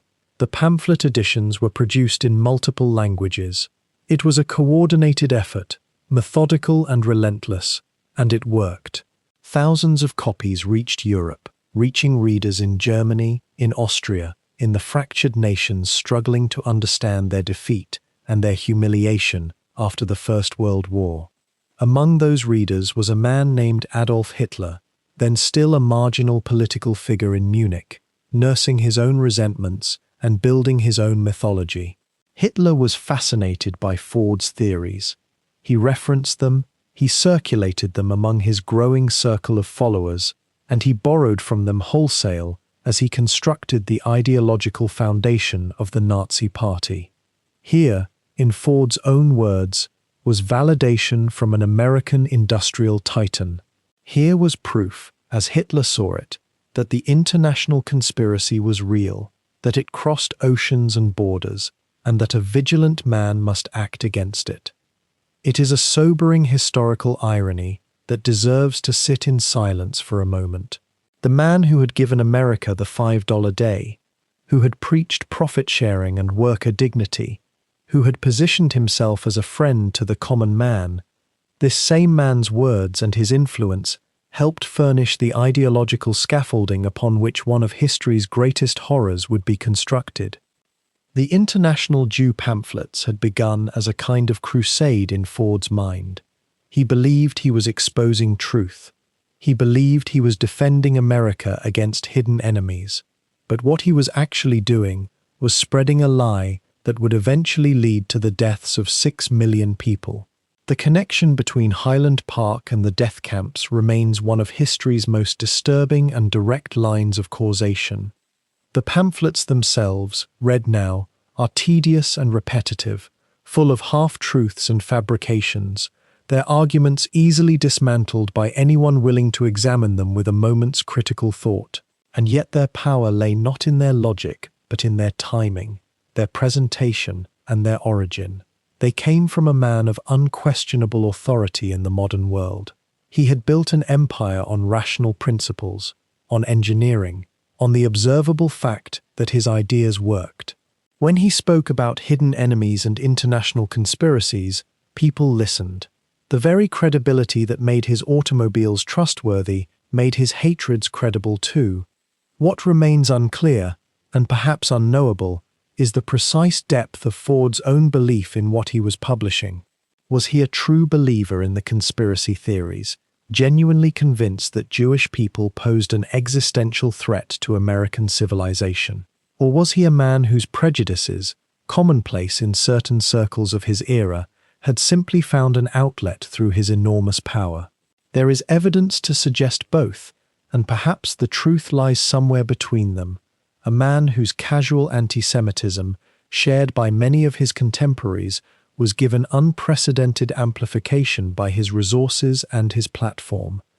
What is certain is that Ford himself began to face pressure, both from Jewish organizations and from business associates who recognized the damage his campaign was doing. Advertisers grew uncomfortable. Some of Ford's own executives urged him to reconsider. By 1927, after years of publication and distribution, Ford would make a public statement denying responsibility for the content of The Independent and expressing regret for its publication. But the damage, by then, was already done. The words were out in the world. They had been translated, they had been read, they had been absorbed into the ideology of a rising fascist movement in Europe. The pamphlets themselves would later be cited by Nazi leaders as evidence of American sympathy for their cause, as proof that the racial and spiritual concerns they were addressing had international support. When Hitler spoke of the Jews, he sometimes referenced Ford's work, drawing a line of connection across the Atlantic between Detroit's factories and the ideological engines of Nazi Germany. The international Jew, in other words, became a kind of inadvertent bridge between American industrial capitalism and European fascism, a bridge built by one man's words and another man's willingness to use them. This is the peculiar tragedy embedded in the Ford story, the way brilliance and blindness, innovation and hatred can exist in the same person, the same mind, sometimes even serving each other. Ford's genius for production, for making complex things simple and accessible, applied itself equally to the distribution of complex prejudices. The very skills that had democratized the automobile democratized, in a sense, a dangerous ideology, and the world would pay for that symmetry for generations to come. By the early 1920s, the machinery of Ford's prejudice had spread far beyond Detroit's printing presses. The Dearborn Independent's inflammatory essays had been bound into 4 volumes and published as The International Jew, and those pamphlets had begun their quiet, sinister migration across oceans, translated into German, distributed in Munich beer halls, circulating through circles where they would find an audience hungry for scapegoats and conspiracy. The damage had already been done. The poison had entered the bloodstream of a continent. But time, even when it moves slowly, sometimes brings reckoning. In 1927, something began to shift. Ford was aging. He was in his mid-60s now, no longer the restless young engineer, burning with visions of revolution through assembly lines. The man who had once seemed unstoppable, who had bent an entire industry to his will and reshaped the very geography of American ambition, was becoming aware, perhaps through conversations with friends, perhaps through the weight of conscience, of the enormity of what he had unleashed. Or perhaps he simply began to understand that his reputation, that carefully cultivated image of the visionary philanthropist, had become tarnished in ways that threatened his legacy more than any labor strike ever could. In June of 1927, Ford issued a statement. It was, by any measure, an apology of sorts. He claimed, and this is important to note carefully, that he had not personally written most of the articles published under his name in the Dearborn Independent. He suggested that editors and others had taken his casual observations and shaped them into something more virulent than he had intended. Whether this was true, whether Ford himself believed it, or whether it was a convenient fiction constructed to preserve his dignity, remains a question that historians still turn over in their minds, like a stone worn smooth by centuries of tide. The statement was published in a letter to Aaron Sapir, a Jewish leader in Detroit, and in it, Ford expressed regret. He wrote that he had not understood the full effect of the publications. He expressed sympathy for those who had suffered as a result. He promised to halt the circulation of the pamphlets. He collected them, supposedly, though the full scope of that collection was never entirely clear, and the Dearborn Independent itself ceased publication that same month. It was, on the surface, a withdrawal, a pause, a kind of cessation. Yet even here, in this moment that might have offered closure, even in the act of apology itself, there remained an ambiguity that would echo through the decades. Was Ford genuinely remorseful, or was he simply managing the reputation damage? Did he believe his own explanation about editorial overreach? Or was he offering a story he knew would be accepted because it allowed everyone, Ford, his admirers, his business partners, to move forward without fully confronting what had occurred? The answer matters because it shapes how we understand what happened next. Because the apology, while it silenced the Dearborn Independent and halted new publication of the International Jew pamphlets, did not undo the work they had already accomplished. The books existed, they had been translated, they had reached Europe. Copies circulated in Nazi Germany, where they were received not as the embarrassed retraction of an aging industrialist, but as validation, as proof, as confirmation that even in America, the land of industrial dynamism and capitalist triumph, the Jewish conspiracy narrative was recognized as real by a man of Ford's stature and influence.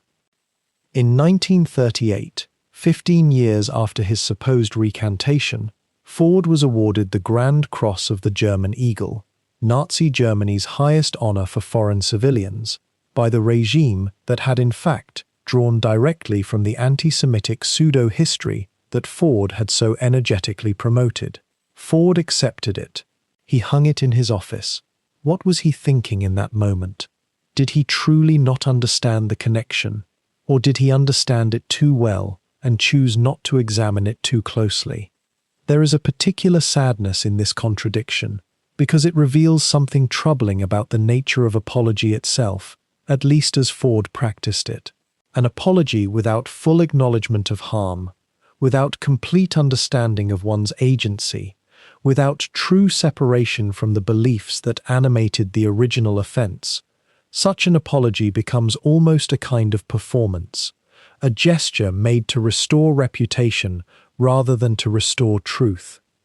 In 1945, as World War II drew to a close and the full dimensions of the Holocaust began to emerge, 6 million Jews murdered in an industrial system of killing that Hitler and his architects had partly modeled on Ford's own gospel of efficiency and mechanization. Ford finally, publicly and more unambiguously, renounced the anti-Semitic material that bore his name. He was 81 years old. He had perhaps a year left to live.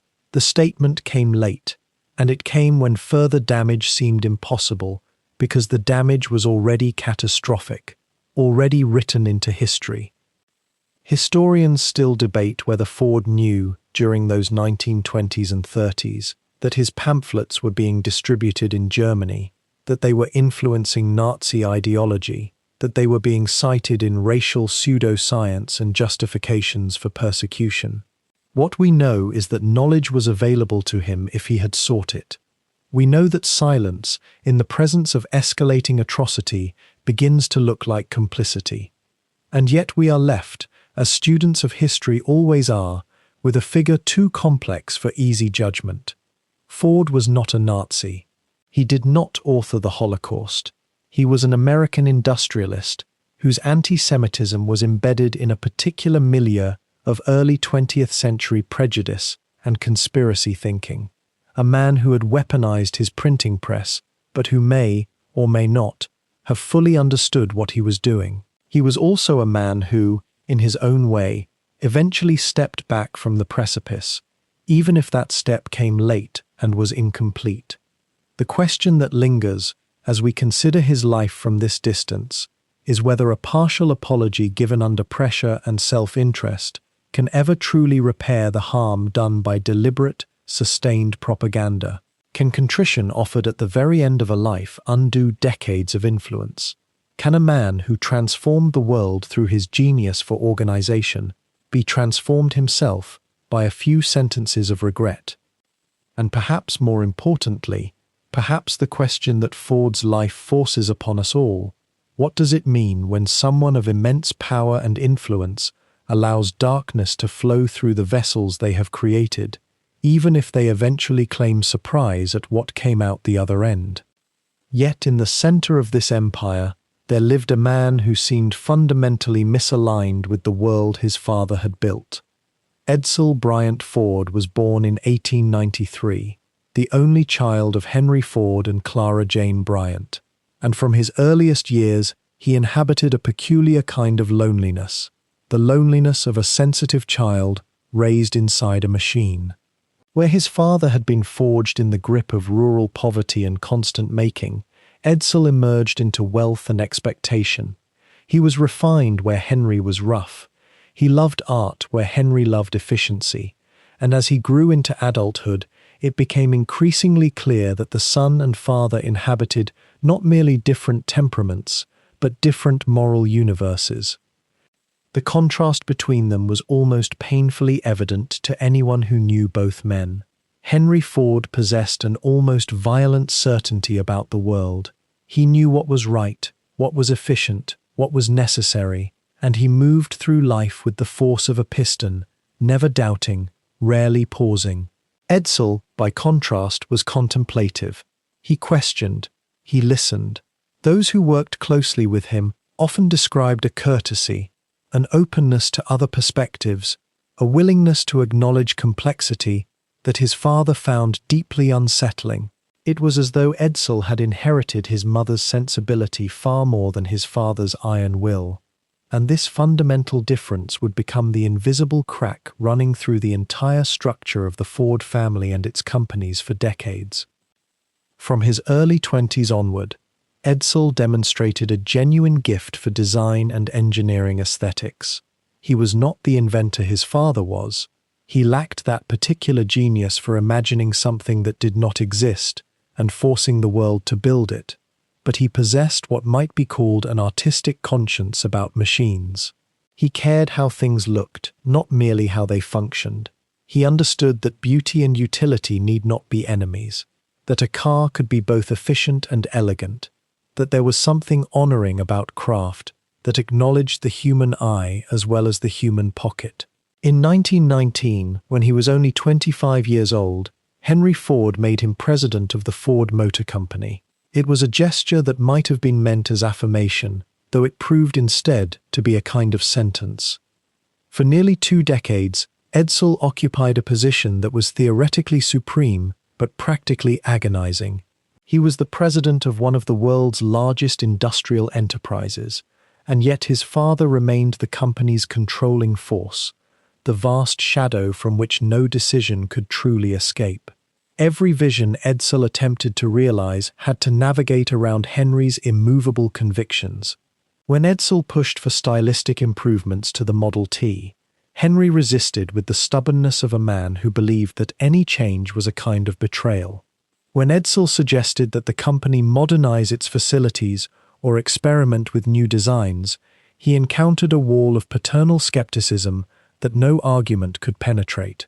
This was not merely the frustration of a son working under a father's scrutiny. It was something more corrosive.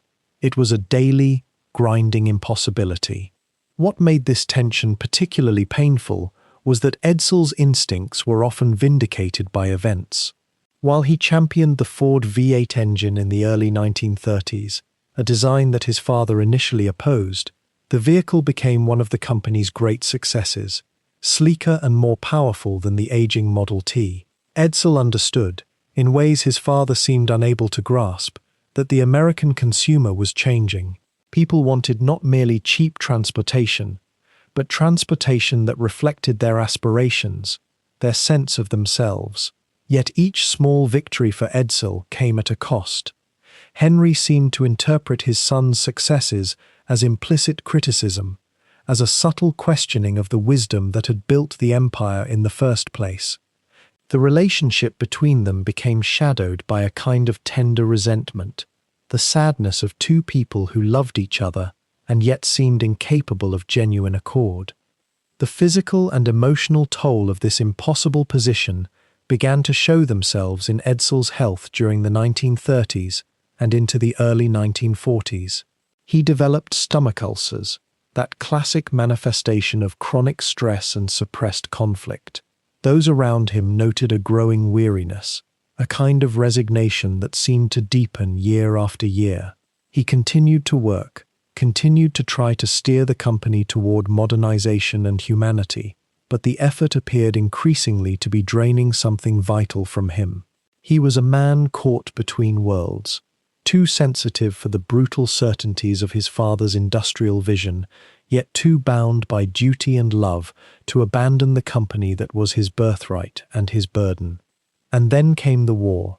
The Second World War threw the Ford Motor Company into a different kind of crucible. The plants that had built civilian automobiles for 2 decades suddenly shifted toward military production. Edsel, like other industrial leaders, became entangled in the machinery of wartime manufacturing, in decisions about efficiency and output that carried weight far beyond the balance sheet. Some have speculated, gently and with caution, that the moral complexity of this moment, producing the materials of war while perhaps harboring doubts about the righteousness of certain decisions, caught between his father's pronouncements and his own quieter conscience, added yet another layer of strain to a man already worn thin by decades of conflict. In 1943, at the age of only 49, Edsel Ford died. The official cause was listed as undulant fever, a bacterial infection contracted, it was said, from unpasteurized milk at his family's farm. But those closest to him, including his wife Eleanor, believed that the disease had found fertile ground in a body already weakened by years of anxiety, ulcers, and the relentless pressure of trying to be 2 things at once, a dutiful son and a visionary leader. His death marked a kind of fracture in the Ford dynasty. Henry Ford, now in his 80s, moved to retake direct control of the company. But something essential had been lost. The possibility that the company might evolve in Edsel's direction, that it might learn to value not merely efficiency, but also aesthetic sensibility, not merely domination, but also collaboration, seemed to pass away with him. It is perhaps one of the quieter tragedies of the Ford story that Edsel Ford never lived to see what might have become of his influence had he been given another decade or two. His son, Henry Ford II, would eventually emerge as a modernizer and a reconciler in his own way, but the direct line of influence from Edsel to his son was shortened, fragmented, incomplete. The man who might have been the bridge between his father's industrial ruthlessness and a more humane form of capitalism was taken too soon, and the company he tried so carefully to guide was left adrift in the hands of an aging patriarch who could never quite forgive him for being different, for questioning, for believing that progress and gentleness might somehow coexist in the same moment. But even as the River Rouge plant hummed with its terrible efficiency, something darker was gathering in the bones of Ford's empire. The machines that made the $5 day possible had a cost that no hourly wage could truly account for, and the workers who fed those machines were beginning to understand what that price might be. Henry Ford's paternalism, once celebrated as visionary generosity, was revealing itself as something else entirely, a control so complete it left no room for a man's own voice, his own choices, his own dignity. The assembly line that had revolutionized production had also revolutionized exhaustion. A worker at Highland Park or River Rouge did not so much operate a machine as become a small part of it, repeating the same motion 40, 50, sometimes 100 times each hour. The body adapted, the mind did not. Turnover was catastrophic. Ford's employees would arrive, work for weeks or months, and then simply stop coming, physically unable to bear the relentless rhythm anymore. The company responded not with compassion, but with calculation, recruiting waves of immigrant workers, Poles, Italians, Russians, Greeks. Men desperate enough to endure what native-born workers increasingly refused. And Ford, surveying this arrangement, seemed to believe he had solved something permanent. But permanence, as history has always whispered, is an illusion that factories mistake for truth. The seeds of resistance were planted quietly, almost invisibly at first. In 1932, as the Great Depression strangled the nation, the Ford Motor Company had slashed wages while maintaining its public mystique as an employer of unprecedented generosity. Hundreds of workers gathered outside the gates of the River Rouge plant in the bitter March cold, carrying signs, their voices thin in the freeze.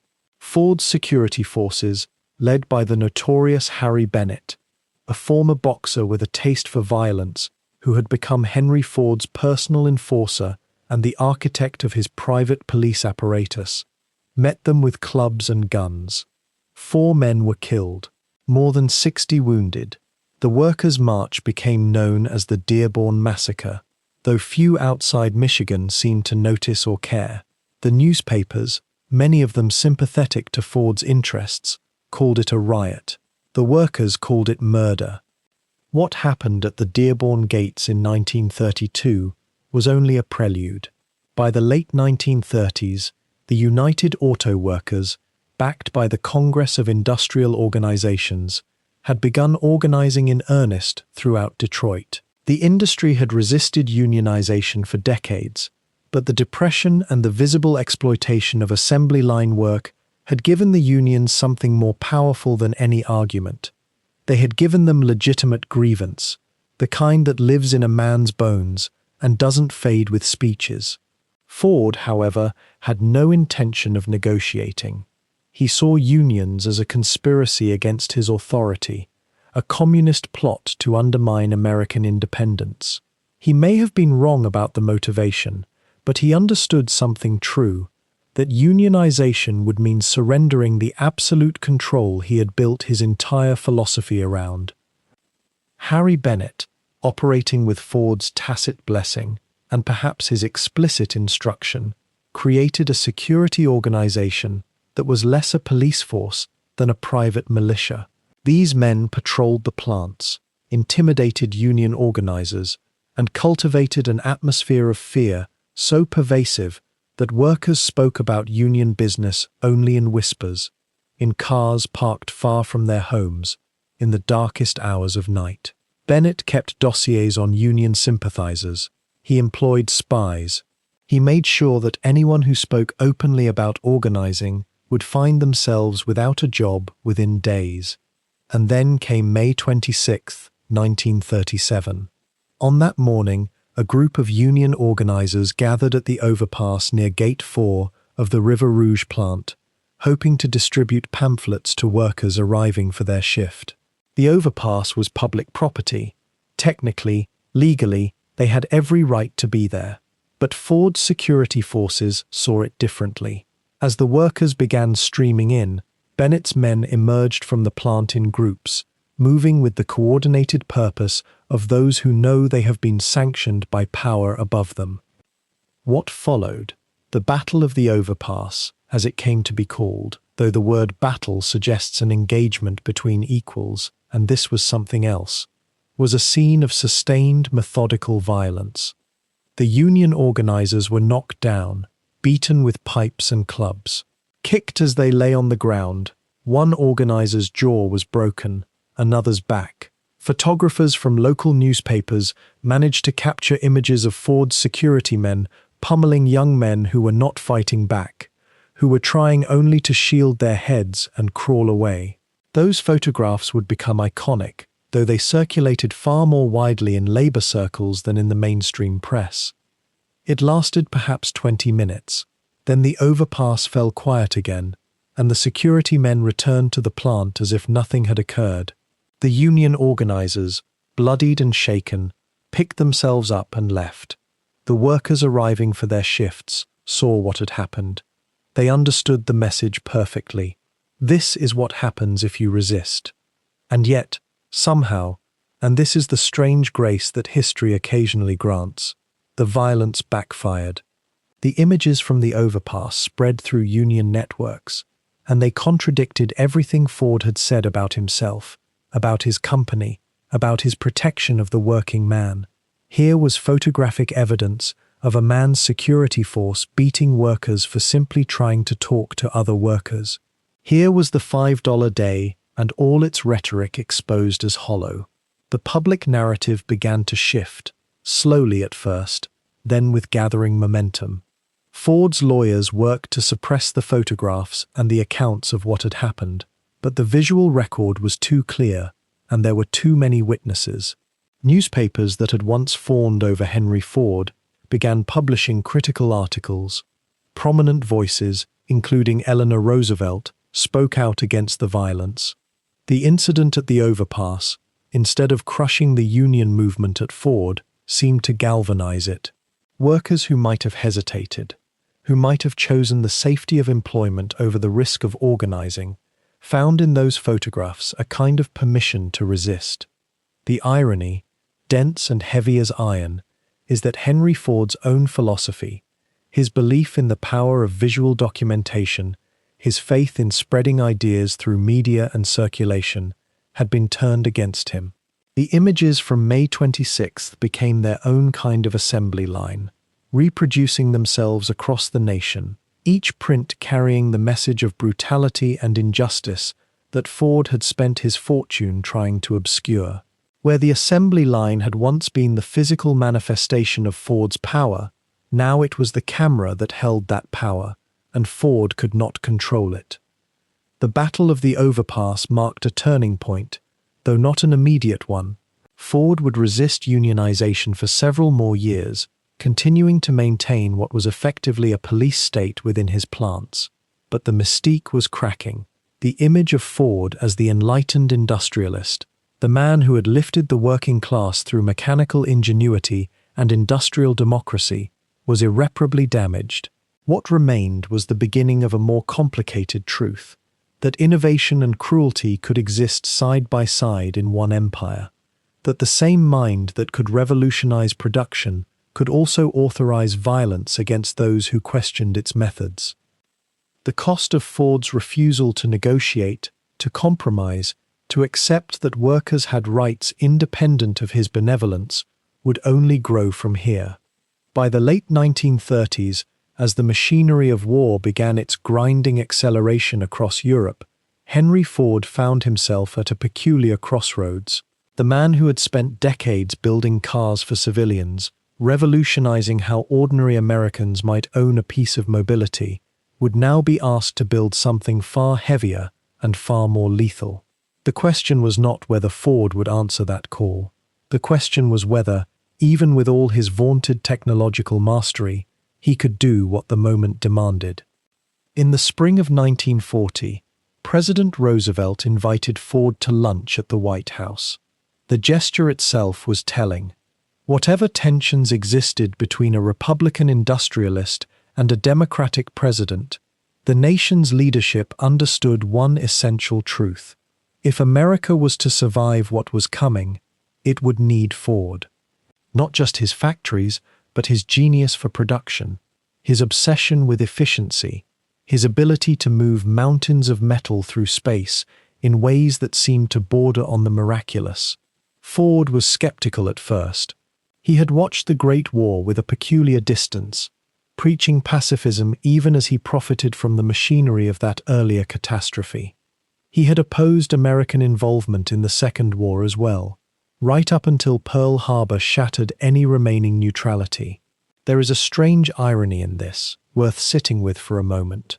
A man so convinced of his own moral clarity, so certain of his judgments about the world, could find himself simultaneously feeding both sides of an industrial conflict.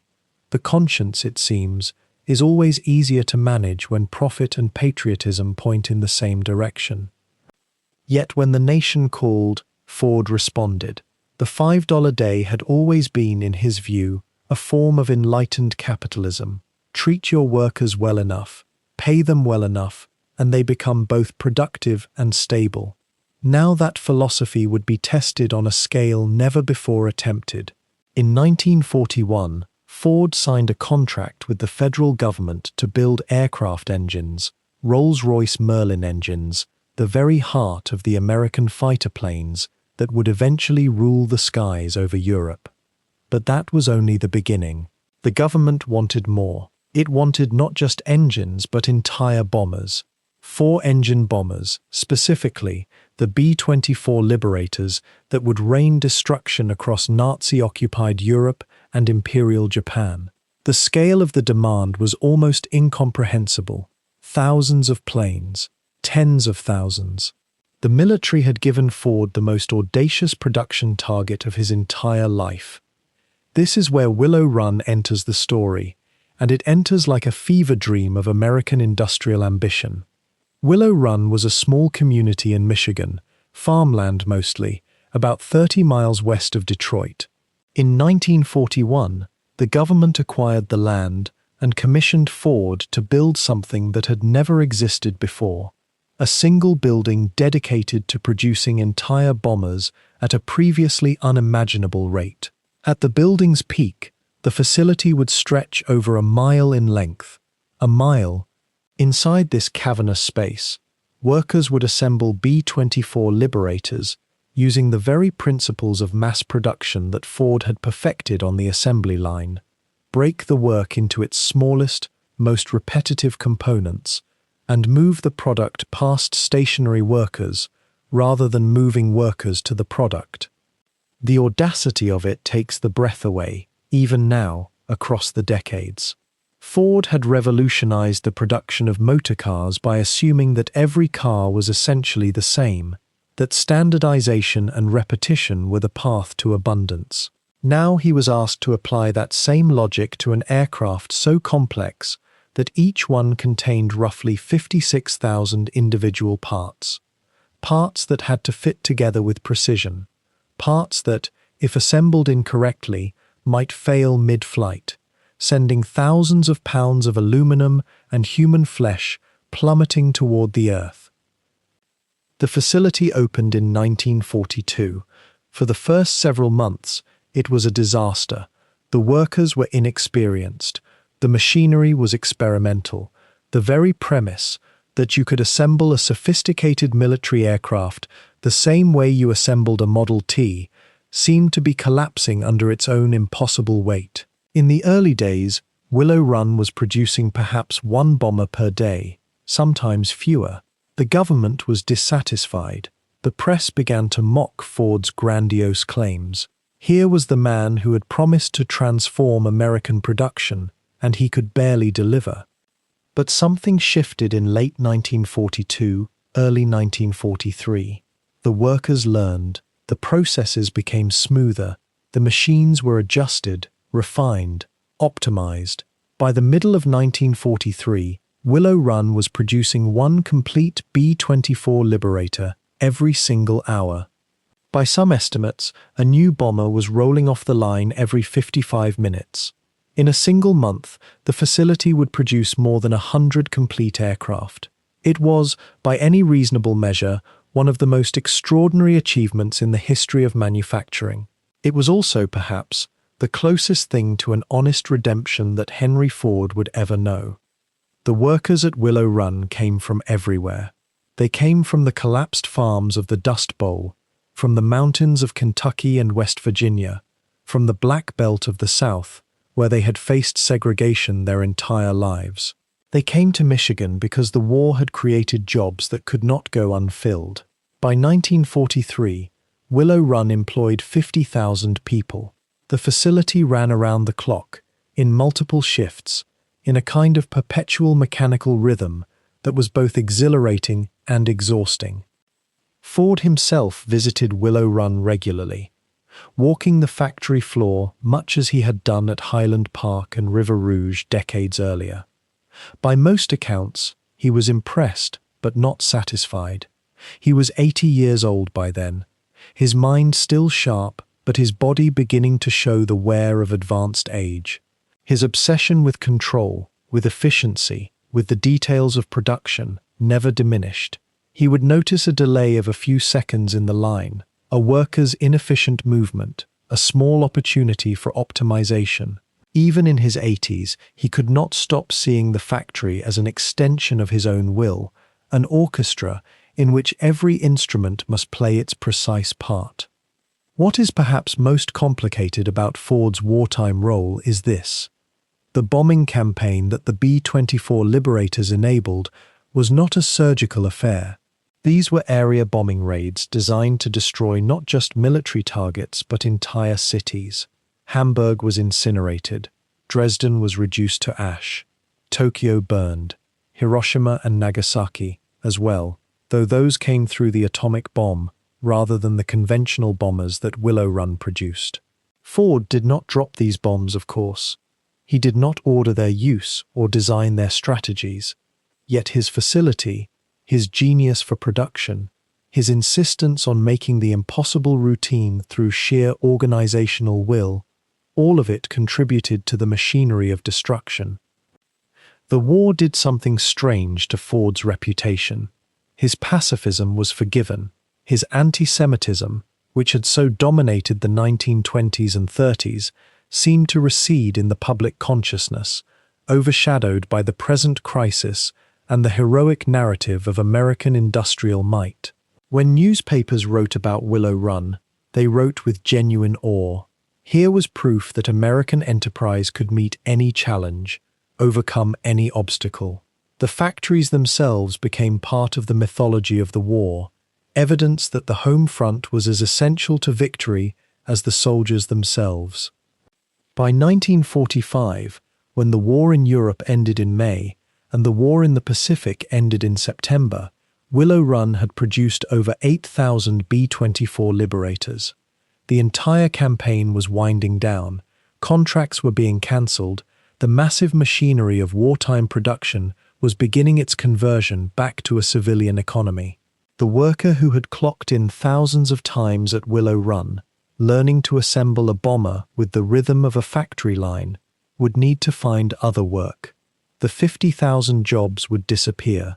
The facility itself, vast and almost empty, would need a new purpose.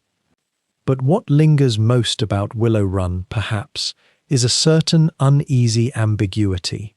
It stands as both a remarkable achievement and an uncomfortable reminder that industrial genius and moral wisdom are not the same thing. Ford had proven, beyond any doubt, that he could organize human effort and machine capability to accomplish something genuinely extraordinary. Yet the fruits of that effort fell, eventually, on cities full of civilians. The same principles that brought the $5 day and the Model T to the masses also brought the capacity for mass destruction.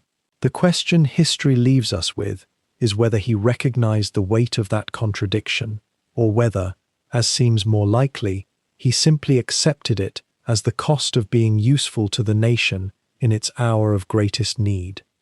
End of stretch 15. The old man was slipping. By the 1940s, Henry Ford's grip on his own company had begun to loosen, though few could see it clearly then. The factories hummed with wartime production, the Willow Run plant churning out bombers with the same mechanical precision that had once assembled Model Ts. Yet inside the executive offices, a different kind of machinery was already grinding into motion. The founder was aging, his mind still sharp in flashes but increasingly erratic, his control more phantom than actual. And in the shadows of that fading authority, a figure had risen who embodied everything Ford claimed to despise: Harry Bennett, the bruising, smooth-talking fixer who had become the closest thing to a successor the aging industrialist would allow. Bennett was not a visionary. He was something else entirely, a man who understood power, not through innovation, but through intimidation, surveillance, and the careful placement of loyal men in crucial positions. He had arrived at Ford in the 1920s as a boxer, a mechanic, someone agile enough to catch Ford's mercurial attention and shrewd enough to keep it. Over the decades, he had woven himself into the company's nervous system. He ran the service department, a private security force that was really something closer to an internal secret police. Workers feared him. Managers navigated around him. He was the man you consulted when you needed something done quietly, a problem solved without questions, an inconvenient person removed. In many ways, Bennett represented the darker legacy of Ford's own management philosophy: the obsession with control, the suspicion of loyalty, the belief that fear could substitute for vision. Yet Henry Ford seemed almost to prefer him to his own son. Edsel, who had finally taken the presidency in 1919, had always been something of a disappointment to the founder. Too gentle, too interested in design and aesthetics, too willing to listen to others' opinions, too much like his mother, and not enough like the restless, self-made man who had created the company from nothing. The tension between father and son had never truly healed, and so Ford had allowed Bennett to accumulate power, to become the true operator of the company's machinery, while Edsel remained a figurehead bearing responsibility without true authority. When Edsel died in 1943, the wound was profound, but it also created a sudden vacuum at the very top. Henry Ford was 80 years old. He could not run the company himself any longer. The natural succession would have been Edsel's son, young Henry Ford II, but the boy was only in his mid-20s, serving in the Navy during the war, utterly unprepared for the task that loomed before him. Bennett moved quickly in that uncertain moment. He positioned himself as the steward of the company, the only man experienced enough to carry it forward. Ford, grieving and aging, seemed willing to accept this arrangement. But Bennett had underestimated something fundamental: the Ford family's attachment to its own name, its own legacy. In 1945, with the war ending and young Henry preparing to leave military service, a quiet conspiracy took shape within the family itself. Ford's widow, Eleanor, worked with her daughter-in-law to convince the aging founder that Bennett represented a threat to everything the company was meant to be. And more crucially, she pushed for young Henry II to be given a real chance, despite his age and inexperience. It was a gamble. The young man had spent more time in uniform than in business school. He had no track record, no allies among the senior management. But he had something Bennett could never claim: legitimacy. He was a Ford. The confrontation came quietly, almost without drama, though its consequences would echo for decades. Henry Ford, now 82 and increasingly isolated, was persuaded to give his grandson control of the company. Bennett, discovering that the ground beneath him had shifted, tried to resist, but he had built his power on fear and manipulation, and those tactics lost all their force once the family decided to move against him. By late 1945, he was forced out. The man who had seemed untouchable, who had operated in the shadows of Ford management for more than 2 decades, was simply removed. No dramatic confrontation, no public scandal, just a quiet dissolution of power. What Henry Ford II inherited was not a company, but a battlefield. The factories were physically intact, still producing at wartime levels, but the organizational structure had rotted from the inside. Years of Bennett's paranoid management style had created a culture of fear and secrecy. Talented engineers and administrators had left or learned to keep their heads down. The accounting systems were scattered and unreliable. Nobody truly understood how the company actually worked, because Bennett had deliberately fragmented knowledge, ensuring that no one person could challenge his authority. The young man who took over had all the tools of command, but almost no reliable information about what he actually commanded. His first instinct was to surround himself with people he could trust. He reached out to people who had left Ford or been pushed to the margins under Bennett's regime.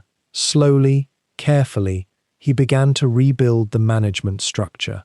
One of the crucial decisions was to bring in Ernest Breach, an experienced executive from Bendix Aviation who understood both manufacturing and finance. Breach became something like the adult in the room, the steady hand that helped the young Ford navigate the complex machinery of a vast industrial enterprise. But the real work was cultural. Ford, too, had to convince the company that the era of Bennett's terror was over, that competence and loyalty to the institution mattered more than personal relationships with the man at the top. The modernization was not glamorous or revolutionary. It was methodical. Ford, too, and his team established proper accounting systems so that for perhaps the first time in years, the company actually knew what it was spending money on and what profit it was making. They rebuilt the engineering department, recruiting talented people from other companies and from the universities, offering real authority and resources. They separated the service department from the operations of the company itself, transforming it into something resembling a conventional security function rather than a private police force. These were bureaucratic changes, the kind that don't appear in history books, but they were absolutely essential to transforming a family operation run on fear and personality into a modern corporation that could actually be managed by systems rather than by the temperament of a single person. There was also the question of what to do with Henry Ford himself.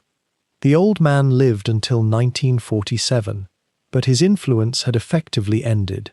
He watched from his cottage as his grandson and the team around him systematically dismantled the empire he had built on his own personality. Perhaps he understood that this was necessary. Perhaps it troubled him. We cannot know exactly what was in his mind during those final years, but the fact remains that he did not resist. He allowed the transition to happen. When he died, on April 7, 1947, an era truly ended. Henry Ford II's rise was in many ways a salvage operation. He inherited not a thriving institution, but a wounded one, bearing the scars of his grandfather's greatness and his grandfather's darker obsessions. But in those early post-war years, he seemed genuinely committed to something his grandfather had always struggled with: the idea that a company could be bigger than any single individual, that it could outlast its founder by building institutions rather than personality cults. The question that hung over everything was whether he could also somehow separate the Ford name from the taint of anti-Semitism and the violent labor practices that had defined so much of the company's history. That question would shape not just his leadership, but the entire post-war identity of the Ford Motor Company. The American post-war landscape was one of cautious optimism and unspoken reckoning. The factories that had thundered to life building bombers and jeeps now swiveled back toward civilian production, and Ford, like the nation itself, faced a peculiar question. Who would it become in this new, uncertain peace? The answer would not come from Henry Ford himself. By 1945, the aging industrialist, worn by decades of absolute control and the recent loss of his son, retreated from daily operations. His mind, once riveted to the smallest detail of production, had begun to splinter. The man who had built an empire through relentless clarity now lived in shadow.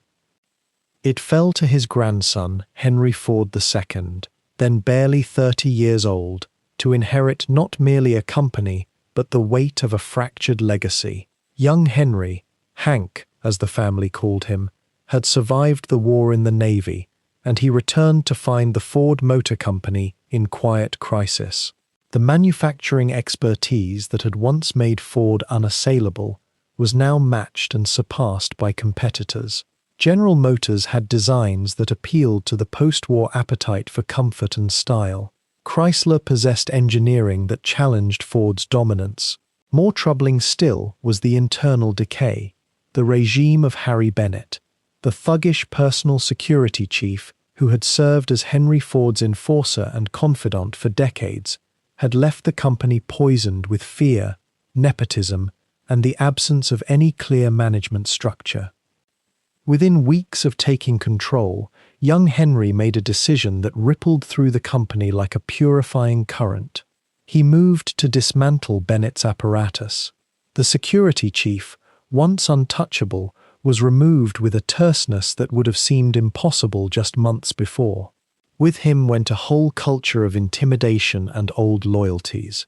In his place, young Henry began to recruit a different kind of mind. Systems thinkers, professional managers, men trained not in the autocratic traditions of his grandfather, but in modern organizational theory. He brought in the whiz kids, a group of young former Air Force officers schooled in statistical analysis and rational administration. They were cool, methodical, and unburdened by the romantic attachments to the old Ford way. This generational shift carried within it something more subtle than mere business strategy. Young Henry understood, perhaps intuitively, that the Ford Company could not heal its reputation while remaining yoked to the ideological baggage his grandfather had accumulated. The anti-Semitic publications, the paternalistic philosophy that had treated workers as objects to be managed rather than human beings with dignity, the crude political convictions that had festered at the company's core, these were now liabilities. They clouded the brand. They troubled the educated professionals Ford needed to recruit. And they troubled something in young Henry himself, who had been raised in a different era and among different kinds of people. Enter the Ford Foundation. In 1936, Henry Ford and his son Edsel had established the charitable trust as a straightforward instrument of family philanthropy, a way to manage their extraordinary wealth and provide a benevolent public face. But in the post-war years, under the stewardship of Henry Ford II and the direction of its newly hired president, Paul Hoffman, a former industrialist with progressive leanings, the foundation began to transform into something far more ambitious and ideologically distinct from the company itself. The foundation became, in effect, a counterweight. It funded civil rights organizations. It supported educational initiatives in communities that had been marginalized. It sponsored research into democratic institutions and social welfare. It became a patron of the arts, of culture, of the very kinds of intellectual and creative endeavors that the elder Henry Ford had either ignored or actively disdained. The message, though never explicitly stated in these terms, was unmistakable. Here was a way for the Ford family to exercise cultural and moral influence without the Ford Motor Company bearing direct responsibility for every choice, every value, every shadow. Was this genuine conscience awakening, or was it a sophisticated form of image management? Perhaps it was both, and the distinction may be less important than the actual outcomes. The Foundation's grants did reach real communities. Its support for social research did advance thinking on pressing issues. Its commitment to arts and education did leave tangible legacies. Yet there remained, undeniably, a strange duality at the heart of it all.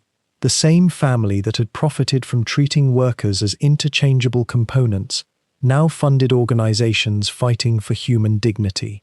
The same corporate structure that had, for decades, resisted unionization now permitted its foundation to support labor education programs. The separation was never clean. The Foundation's assets came from the company's wealth, which was built on the labor of those same workers whose rights the Foundation now championed. The moral mathematics never quite balanced, but perhaps that was itself a kind of honesty, an admission that the original sin of the company could not be washed away, only acknowledged and, incrementally, partially redeemed. Young Henry's own marriage to Anne MacDonald, a woman of impeccable social standing and sophisticated cultural taste, further marked a shift in the family's orientation. She introduced him to a world of art collectors, philanthropists, and educated elites who operated far from the crude industrialism of the original Ford vision. Together, they would become major patrons of the Detroit Institute of Arts, supporters of cultural institutions, cultivators of a Ford image built around patronage and refinement rather than production and control. Meanwhile, within the factory walls themselves, the post-war years brought a different kind of struggle. The company, under young Henry's watch, began, albeit reluctantly and incompletely, to acknowledge the legitimacy of organized labor. The United Auto Workers, under its own post-war leadership, pushed for contracts that guaranteed workers a genuine stake in productivity gains. The $5 day, once Henry Ford's revolutionary gesture, had long since been absorbed into the baseline expectations of industrial labor. Now came the question of pensions, health insurance, profit-sharing arrangements that might restore some of the paternalistic benevolence of the old system while actually granting workers collective power and dignity. This, too, was a strange negotiation. Ford's engineers and accountants calculated precisely how much they could afford to give while maintaining profit margins that satisfied shareholders. The workers, for their part, pushed for concessions that would acknowledge their contribution to the company's recovery and dominance. It was capitalism negotiating with itself, trying to find a formula that might prevent the kind of violent confrontations that had scarred the company's recent past. The Ford Foundation, in this context, served an additional function. It was a way of saying that Ford family wealth existed for purposes beyond mere corporate accumulation. It was a way of distributing some of the extraordinary returns of industrial capitalism back into the civic and cultural sphere, not from pure altruism perhaps, but from a recognition that unchecked corporate power, without corresponding social contribution, eventually corrupts itself from within. The elder Henry Ford had learned this the hard way. His attempts to control not just his company, but American thought itself, through the Dearborn Independent, through the International Jew pamphlets, through his political machinations, had ultimately diminished him, made him seem archaic and twisted rather than visionary. Young Henry seemed determined not to repeat that mistake. He would control the company, he would shape its strategy and culture, but he would do so through modern management rather than ideology. The foundation would be the valve through which some portion of the company's excess moral weight could be released into the broader culture. Did this represent a genuine break from the past, or merely its concealment? The answer is neither simple nor comforting. The post-war Ford Motor Company was, in many measurable ways, a better employer, a more professionally managed concern, a company less overtly hostile to its workers and more attentive to the broader social implications of its operations. And yet it remained, fundamentally, a machine designed to extract maximum value from human effort and natural resources. The ideology had changed, the underlying logic had not. The Ford Foundation, in its own trajectory, would eventually become something more independent of the company, developing its own institutional culture and priorities. But in these early post-war years, it served a particular function. It was a way for the Ford family to attempt what may be impossible, to preserve their wealth and power, while simultaneously disavowing the methods and convictions through which that wealth had been accumulated. It was an attempt to separate the sins from the success, the ideology from the industry. In this quiet struggle lay a deeper question that would trouble American capitalism for decades to come. Is it possible to build something great and lasting on foundations that are morally compromised? Can the benefits of scale and efficiency and organized production ever fully redeem the costs in human autonomy, dignity, and justice? The post-war Ford Motor Company, reinvented by a younger generation, would spend the next decades trying to answer these questions, never quite arriving at anything resembling final peace. By the mid-1950s, Henry Ford II had reshaped the company into something leaner, less volatile, more attuned to the rhythms of post-war American appetite. The old paranoia had lifted.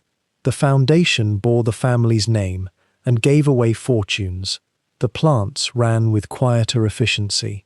And yet the grandson of the man who had revolutionized industry still carried within him a certain hunger, a need to prove that Ford innovation was not merely alive but ascendant.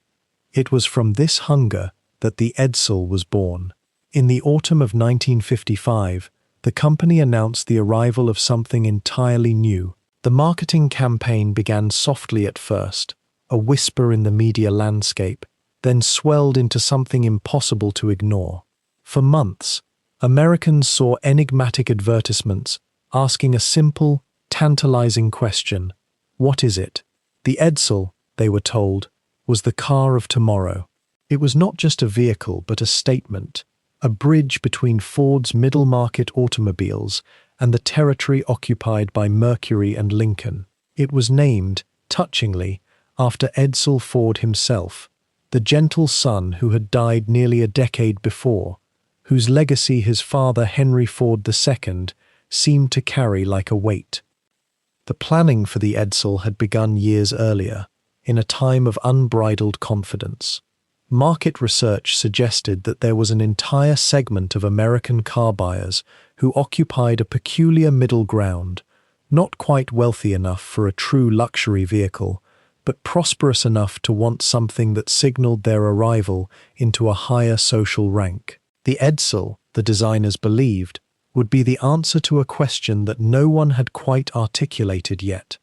They would create a car that spoke to ambition itself.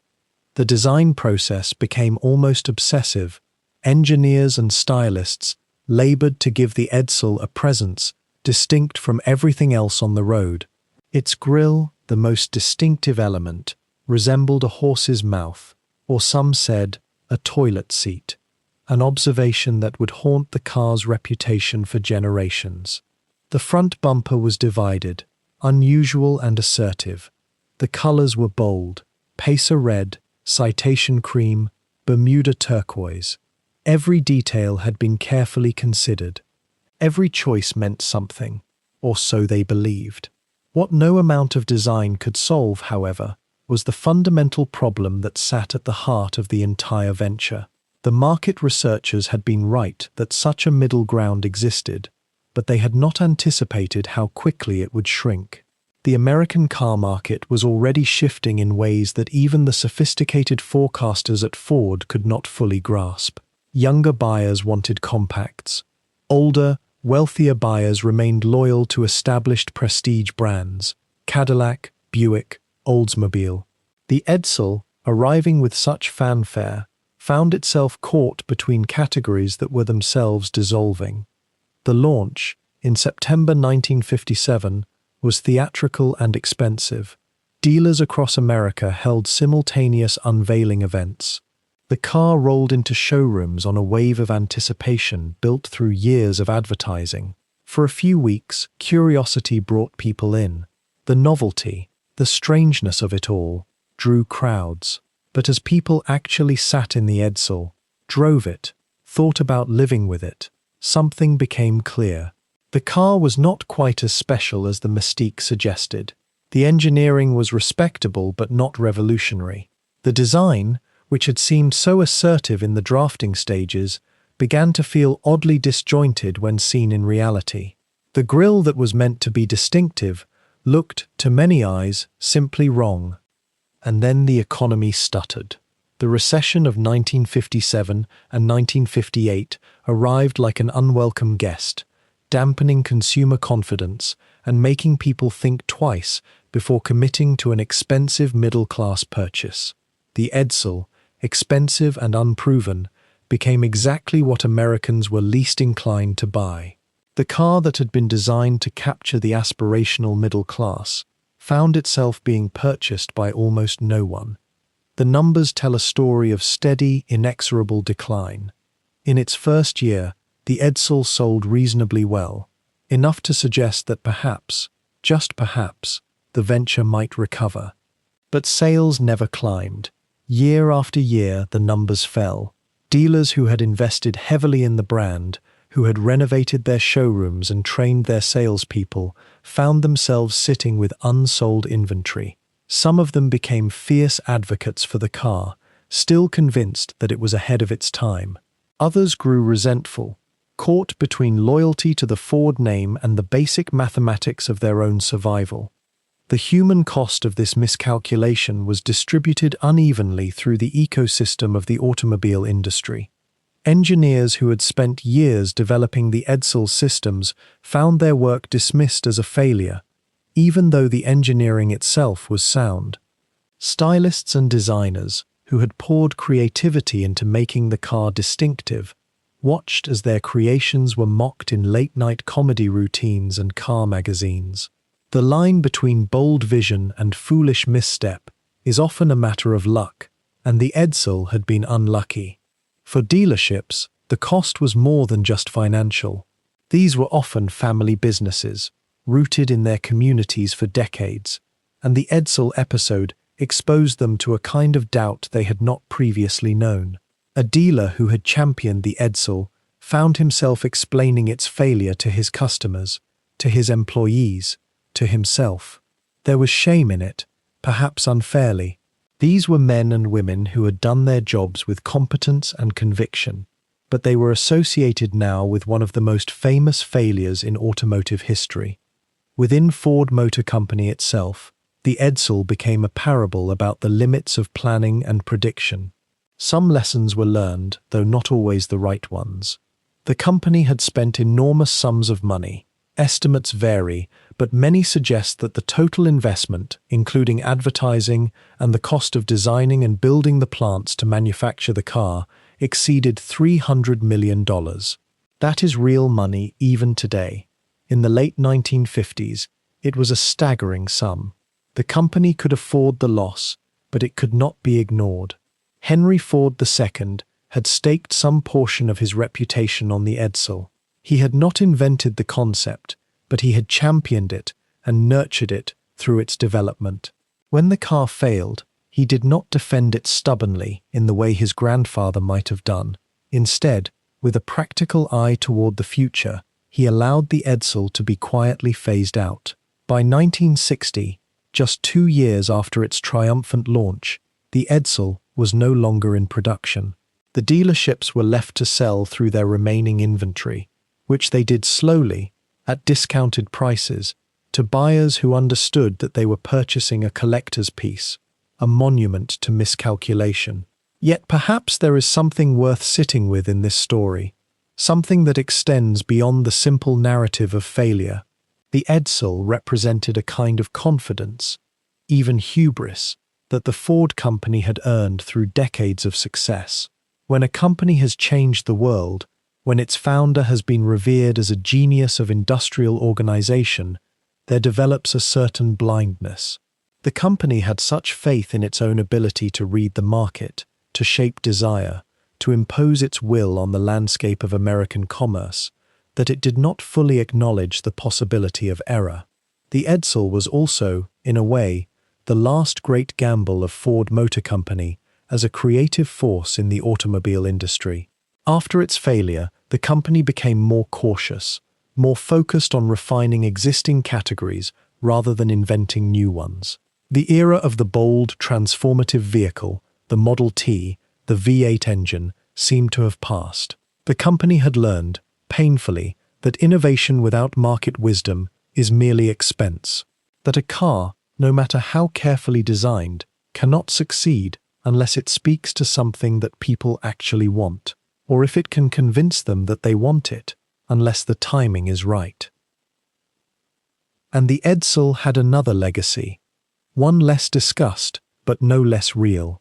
It became a name associated with failure, yes, but also with ambition. Decades later, people would still remember the Edsel, would still speak of it as a cautionary tale, but there was something almost affectionate in the memory. It was a failure made by a company that had the resources to afford it, that had the nerve to attempt something unusual. In a world increasingly dominated by market research and algorithmic prediction, there was something almost noble about the Edsel's willingness to fail publicly, spectacularly, and in a manner that could not be ignored. The car itself has become a collector's item. Restored Edsels now command prices at auction because they represent a particular moment in American history, the moment when confidence began to fray, when the post-war consensus about progress and industrial mastery began, ever so slightly, to bend. They are beautiful objects in their way, these cars with their unusual grilles and their bold colors, precisely because they failed. They remind us that innovation without humility, that ambition without acknowledgement of limitation, will eventually meet the real world and be humbled by it. By the early 1970s, the Ford Motor Company had begun to feel the weight of its own immensity. The post-war boom that had lifted the entire American auto industry had started to fracture, pressed from all sides by Japanese competition, rising fuel prices, and a new kind of scrutiny that hadn't existed in Henry Ford's time. Environmental regulators were closing in. Safety advocates were speaking louder. The world was changing, and Detroit was scrambling to keep pace. It was in this climate of pressure and cost consciousness that a decision was made about a small, economical car, the Pinto. Born from a directive to build something lighter, cheaper, faster to market than the competition, it represented a kind of industrial desperation masked as innovation. There was nothing wrong with wanting to build an affordable car. That had been Henry Ford's genius from the beginning. But something had shifted in the calculus of how that desire was pursued. The Pinto's fuel tank was positioned between the rear axle and the bumper, a placement that seemed efficient in the design phase, a way to maximize interior space and keep weight down. But there was a problem, one that engineers recognized early in the development process. In a rear impact collision, the tank could rupture, the car could catch fire, people could die. What followed was a calculation, perhaps the most infamous ethical moment in automotive history, though few who made the decisions would have named it that at the time. The company conducted a cost-benefit analysis. How much would it cost to fix the design flaw? A modest sum, perhaps $12 per vehicle, to add a protective shield, to relocate the tank, to engineer away the danger. And how much would it cost to pay out settlements to families of people who died in rear-end collisions? Insurance settlements, lawsuits, court judgments. That number they calculated was smaller. The math suggested that from a purely financial standpoint, it was cheaper to let some people burn to death in Pintos than to fix the design. This was not a secret thought. Internal documents, later discovered, showed that this calculation had been made explicitly, deliberately, almost coldly. There was a famous number attached to it, the value of human life, which Ford had pegged at $200,000. One can feel the moral vertigo of that number even now, even knowing that all corporations do some version of this cost-benefit analysis, that the law permits it, that markets demand it. $200,000. A life. The Pintos began to be sold. Millions of them rolled off the assembly lines and into the hands of families who thought they were buying an economical, reliable car. They were buying transportation. They were not being told that the transportation came with a particular risk, that the engineers knew about it, and that the company had chosen not to address it because the arithmetic worked out that way. Then, inevitably, there were accidents. People died. Some were teenagers on their way home from school. Some were mothers on brief errands. The fires came suddenly, terrifyingly, in collisions that in other cars might have been merely frightening but survivable. And as the accidents accumulated, and as families asked why, the documents began to surface. The cost-benefit analysis, the calculation of human life in dollars. What is remarkable, perhaps, about the Pinto scandal is not that it happened, but that it happened so visibly, so documented, so undeniably. There was no way to pretend that it was a simple oversight or a tragic accident. It was a choice, a visible, measurable, financial choice. And when that choice became public, it shattered something in the American faith in corporate responsibility. It was one thing to know abstractly that companies made profit-driven decisions. It was another to see the internal memos that quantified the worth of a human being. Ford eventually did recall the Pinto. They fixed the design. They paid out settlements, though the settlements were smaller than one might expect, because courts and juries at the time were reluctant to award massive damages even when culpability was clear. The scandal shaped regulatory thinking for decades. It became a touchstone in business ethics courses, held up as the example of what not to do, of how not to think about human life in relation to profit margins. Yet something curious happened as well. Despite the notoriety, despite the moral condemnation, the Ford Motor Company survived. It weathered the scandal. Shareholders continued to invest. Customers continued to buy Ford vehicles. The company made changes, added safety features that it should have added in the first place, and moved forward into the 1980s and beyond. This raises a quiet, uncomfortable question that one might ponder in the darkness.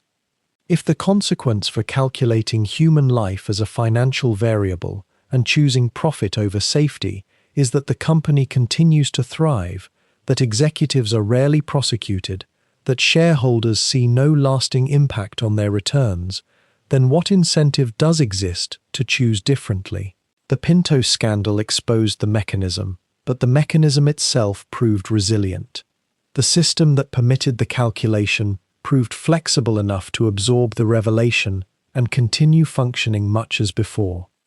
There were some at Ford, certainly, who were troubled by the Pinto decision even as it was being made, engineers who thought the fix should be implemented, middle managers who understood the implications.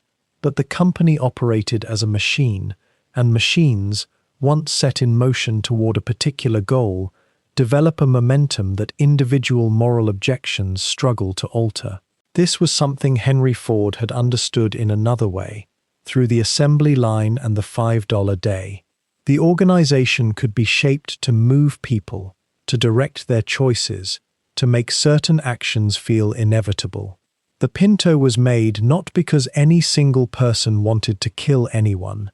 It was made because 1,000 decisions, each individually defensible, had been strung together in sequence, each one pushing the next, until the result was something that no one would have chosen in isolation, but that everyone had collaborated in creating. The Pinto is gone now, though some are still driven by collectors and enthusiasts who find a certain tragic romance in its notoriety. The people who died in Pintos are gone.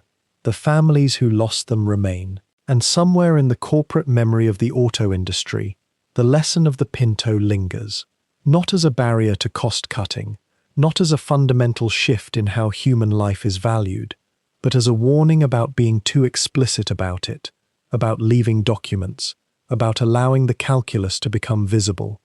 The industry learned from the Pinto, in other words, not necessarily to value life more, but to hide the valuation better, to be more subtle in the cost-benefit analysis, to keep the math internal and the language public-facing and virtuous. And that, perhaps, is the quietest, most unsettling part of the Pinto story. Not the scandal itself, which was a scandal, but the fact that it did not fundamentally change the system that had produced it. It adjusted the system. It made it more careful, more aware of legal and public relations risks. But the underlying logic remained intact. The car that brought Henry Ford's dream of democracy and mobility to millions had become, under his descendants, a tool for measuring profit against mortality. And when that measurement was exposed, the machinery continued to turn. By the 1970s, the Ford family itself had begun to splinter in ways that mirrored the company's own uncertainties. Henry Ford II, who had seized control from the old guard in 1945, had proven himself a capable modernizer, ruthless where necessary, pragmatic where prudent, but he was not his grandfather. He carried the Ford name and the Ford will to dominate, yet he seemed less certain of what that domination should mean or serve. His children watched him from a distance, each sensing that the empire their great-grandfather had built from a simple idea was now something far more complicated, far more fragile. The family's wealth had become almost incomprehensibly vast by mid-century. They were among America's richest people, yet that vast fortune was now tethered not to a single visionary, but to a corporation, to market forces, to the volatile whims of taste and fuel prices and global competition. In the early 1970s, as the oil crisis suddenly made American cars look profligate and foolish, as Japanese manufacturers began their quiet, methodical capture of market share, the Ford Motor Company found itself no longer the inevitable future, but merely one large player in a crowded, uncertain present. How does a company born from revolutionary certainty learn to inhabit a world of limits and doubt? The second and third generations of Fords were not manufacturers in the way their forebear had been. Some were philanthropists, some were collectors. Some moved toward politics or the arts, or quiet lives of reasonable privilege.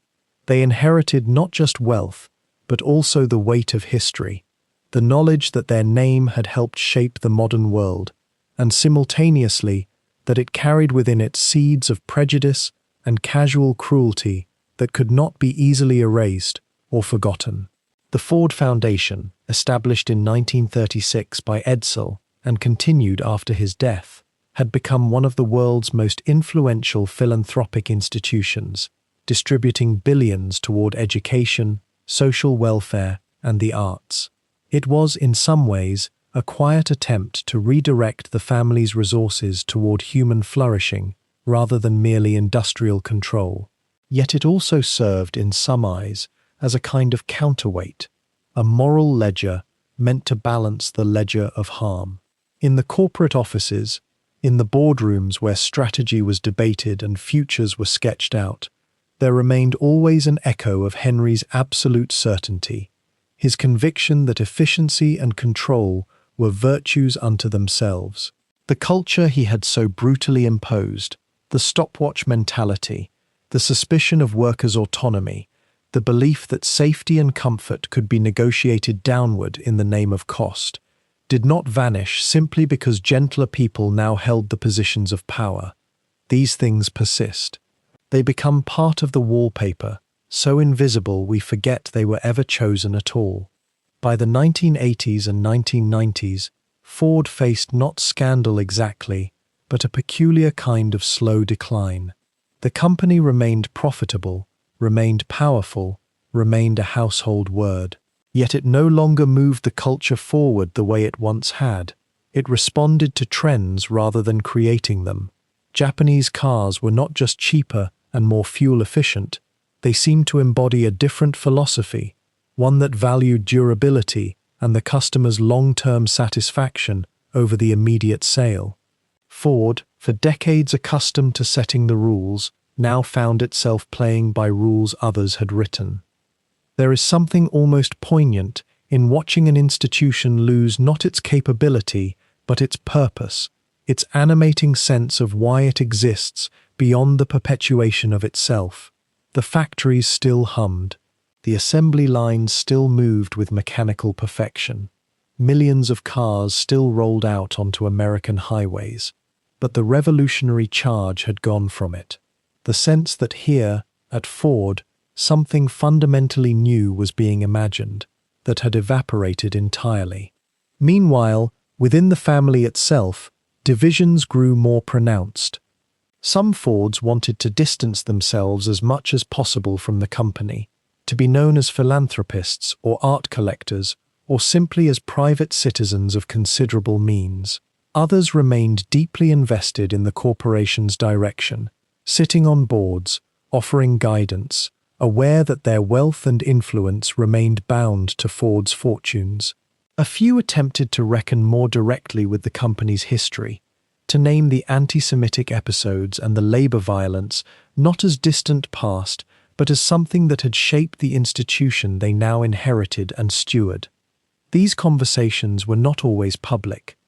The family culture, by and large, favored discretion, privacy, a kind of dignified silence about complicated things. The ecosystemic question that haunted later Fords was one their ancestor had never really had to face. If you inherit not just wealth but also complicity, how do you atone? How do you transform an institution born from certain ideas into one that lives by different values? These questions admit of no clean answers. Apologies can be made, donations can be given, policies can be changed, yet the original architecture remains. The Ford plants still stand, many of them darkened now, their windows broken, their machinery sold for scrap. The roads still bear the imprint of Henry's vision. Wide, smooth, built for private automobiles. The suburbs, the commuting patterns, the very shape of American space was molded by Henry's obsession with moving cars cheaply and reliably across land. His choices, made nearly a century ago, continue to echo in the shape of our cities. There are moments in institutional history when you can sense a kind of exhaustion, a loss of the original animating purpose. The Ford Motor Company in its later decades has sometimes felt like that, successful still, competent still, yet somehow spiritless. The Mustang remained iconic. The F-150 truck became the best-selling vehicle in America. There were products people loved. Yet the sense that Ford was driving the future rather than merely responding to it had largely departed. The company had become, in effect, one of several large manufacturers, each broadly equivalent in their capabilities, their market share, their strategic challenges. And somewhere within that slow fade, something else was happening too. The contradictions that had defined Henry Ford from the beginning, the man who could revolutionize production and simultaneously spread poisonous lies, who could imagine democracy and practice absolute domination, who could create abundance and extract violence. These contradictions were no longer embodied in a single personality. They had become diffused into the institution itself.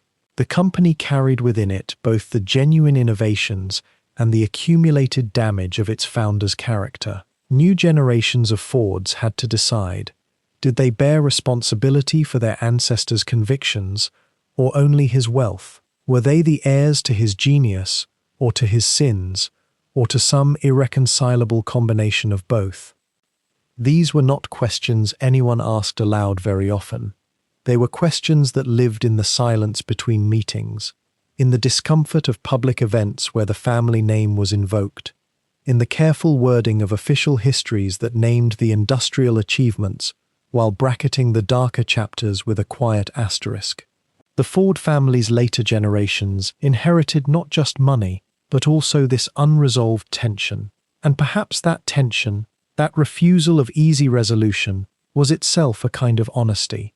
Perhaps it was more truthful to the contradictions of the 20th century than any simple, sanitized narrative could ever be. There is something in the quietness of history that waits for us when the noise has finally settled. The great machines have long since stopped their thunder.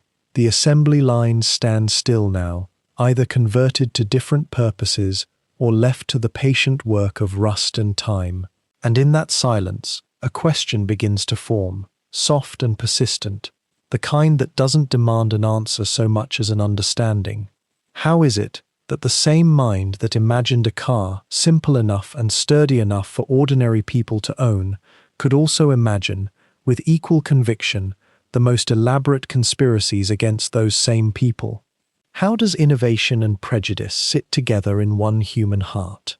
Henry Ford was not unique in this contradiction, though his scale and influence gave his contradictions an outsized voice.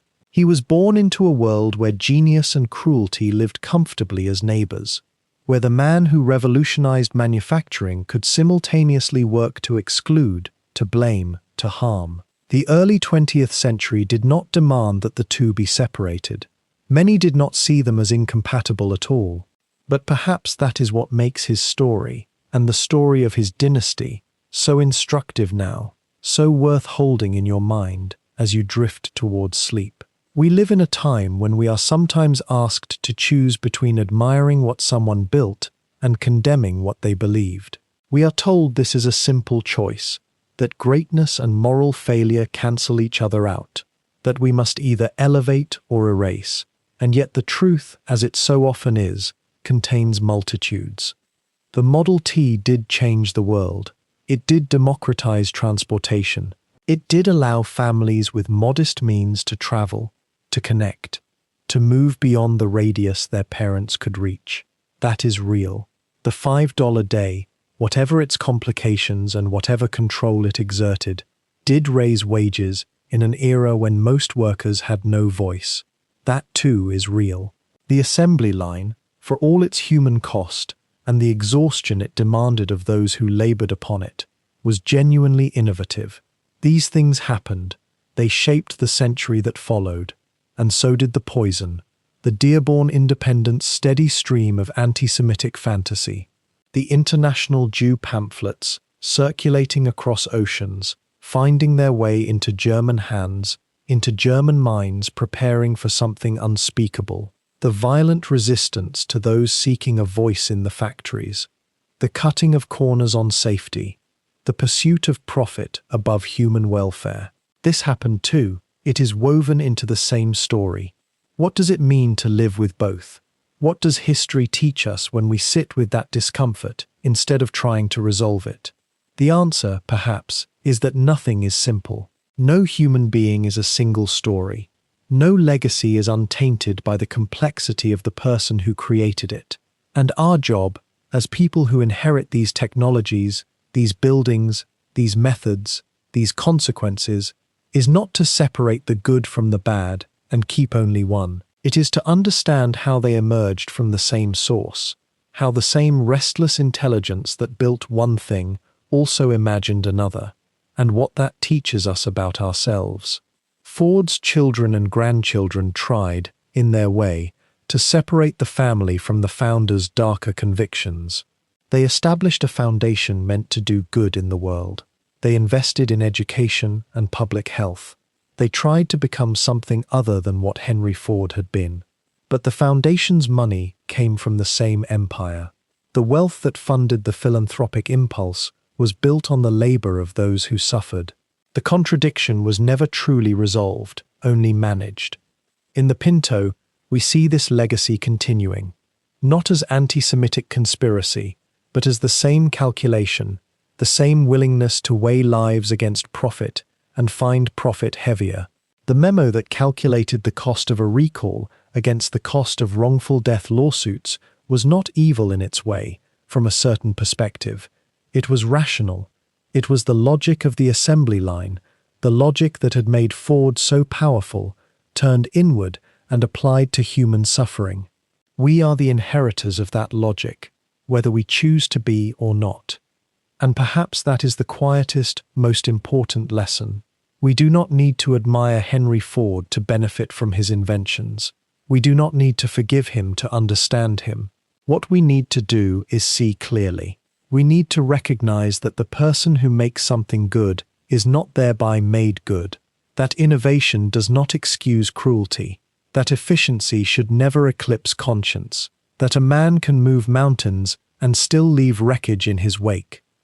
The Ford dynasty stumbled toward the end of the 20th century. It built cars that people needed, and cars that people loved, and cars that failed and sometimes killed. It made its executives wealthy beyond measure, and it made its workers tired. It contributed to the shape of America, the highways and suburbs that radiated outward from the cities, the mobility that became almost a birthright and also almost a burden. It is still here, still building, still relevant, still carrying the weight of all that came before. And as you rest now, as your mind begins to drift towards sleep, perhaps you might hold this thought gently. The world we live in was shaped by people whose contradictions we would rather not face, whose brilliance and whose cruelty were intertwined in ways we still do not fully understand, whose legacies we inherit whether we choose to or not. We drive their cars, we work in their systems, we live in the world they helped create, and we have the luxury, the privilege, the responsibility of knowing what they did, the whole of it, the light and the shadow together. We can use what they built well, we can refuse their hatreds, we can look at how they treated people and choose differently. We can understand that innovation is not innocence, and that power requires constant, conscious choice about how to wield it. This is not a comfortable knowledge. It is not meant to be. But it is the kind of knowledge that, sitting quietly in the mind as the body begins to release into sleep, begins slowly to change us, to make us more careful, more aware, more human. The factories have quieted, the smoke has cleared, and in that clearing, we can finally see clearly. What we do with that sight is the work that remains, the ongoing work that belongs to us and to those who come after us. For as long as we remember to ask the difficult questions and hold the complicated answers, let that rest with you now, in the darkness, as sleep comes quietly in,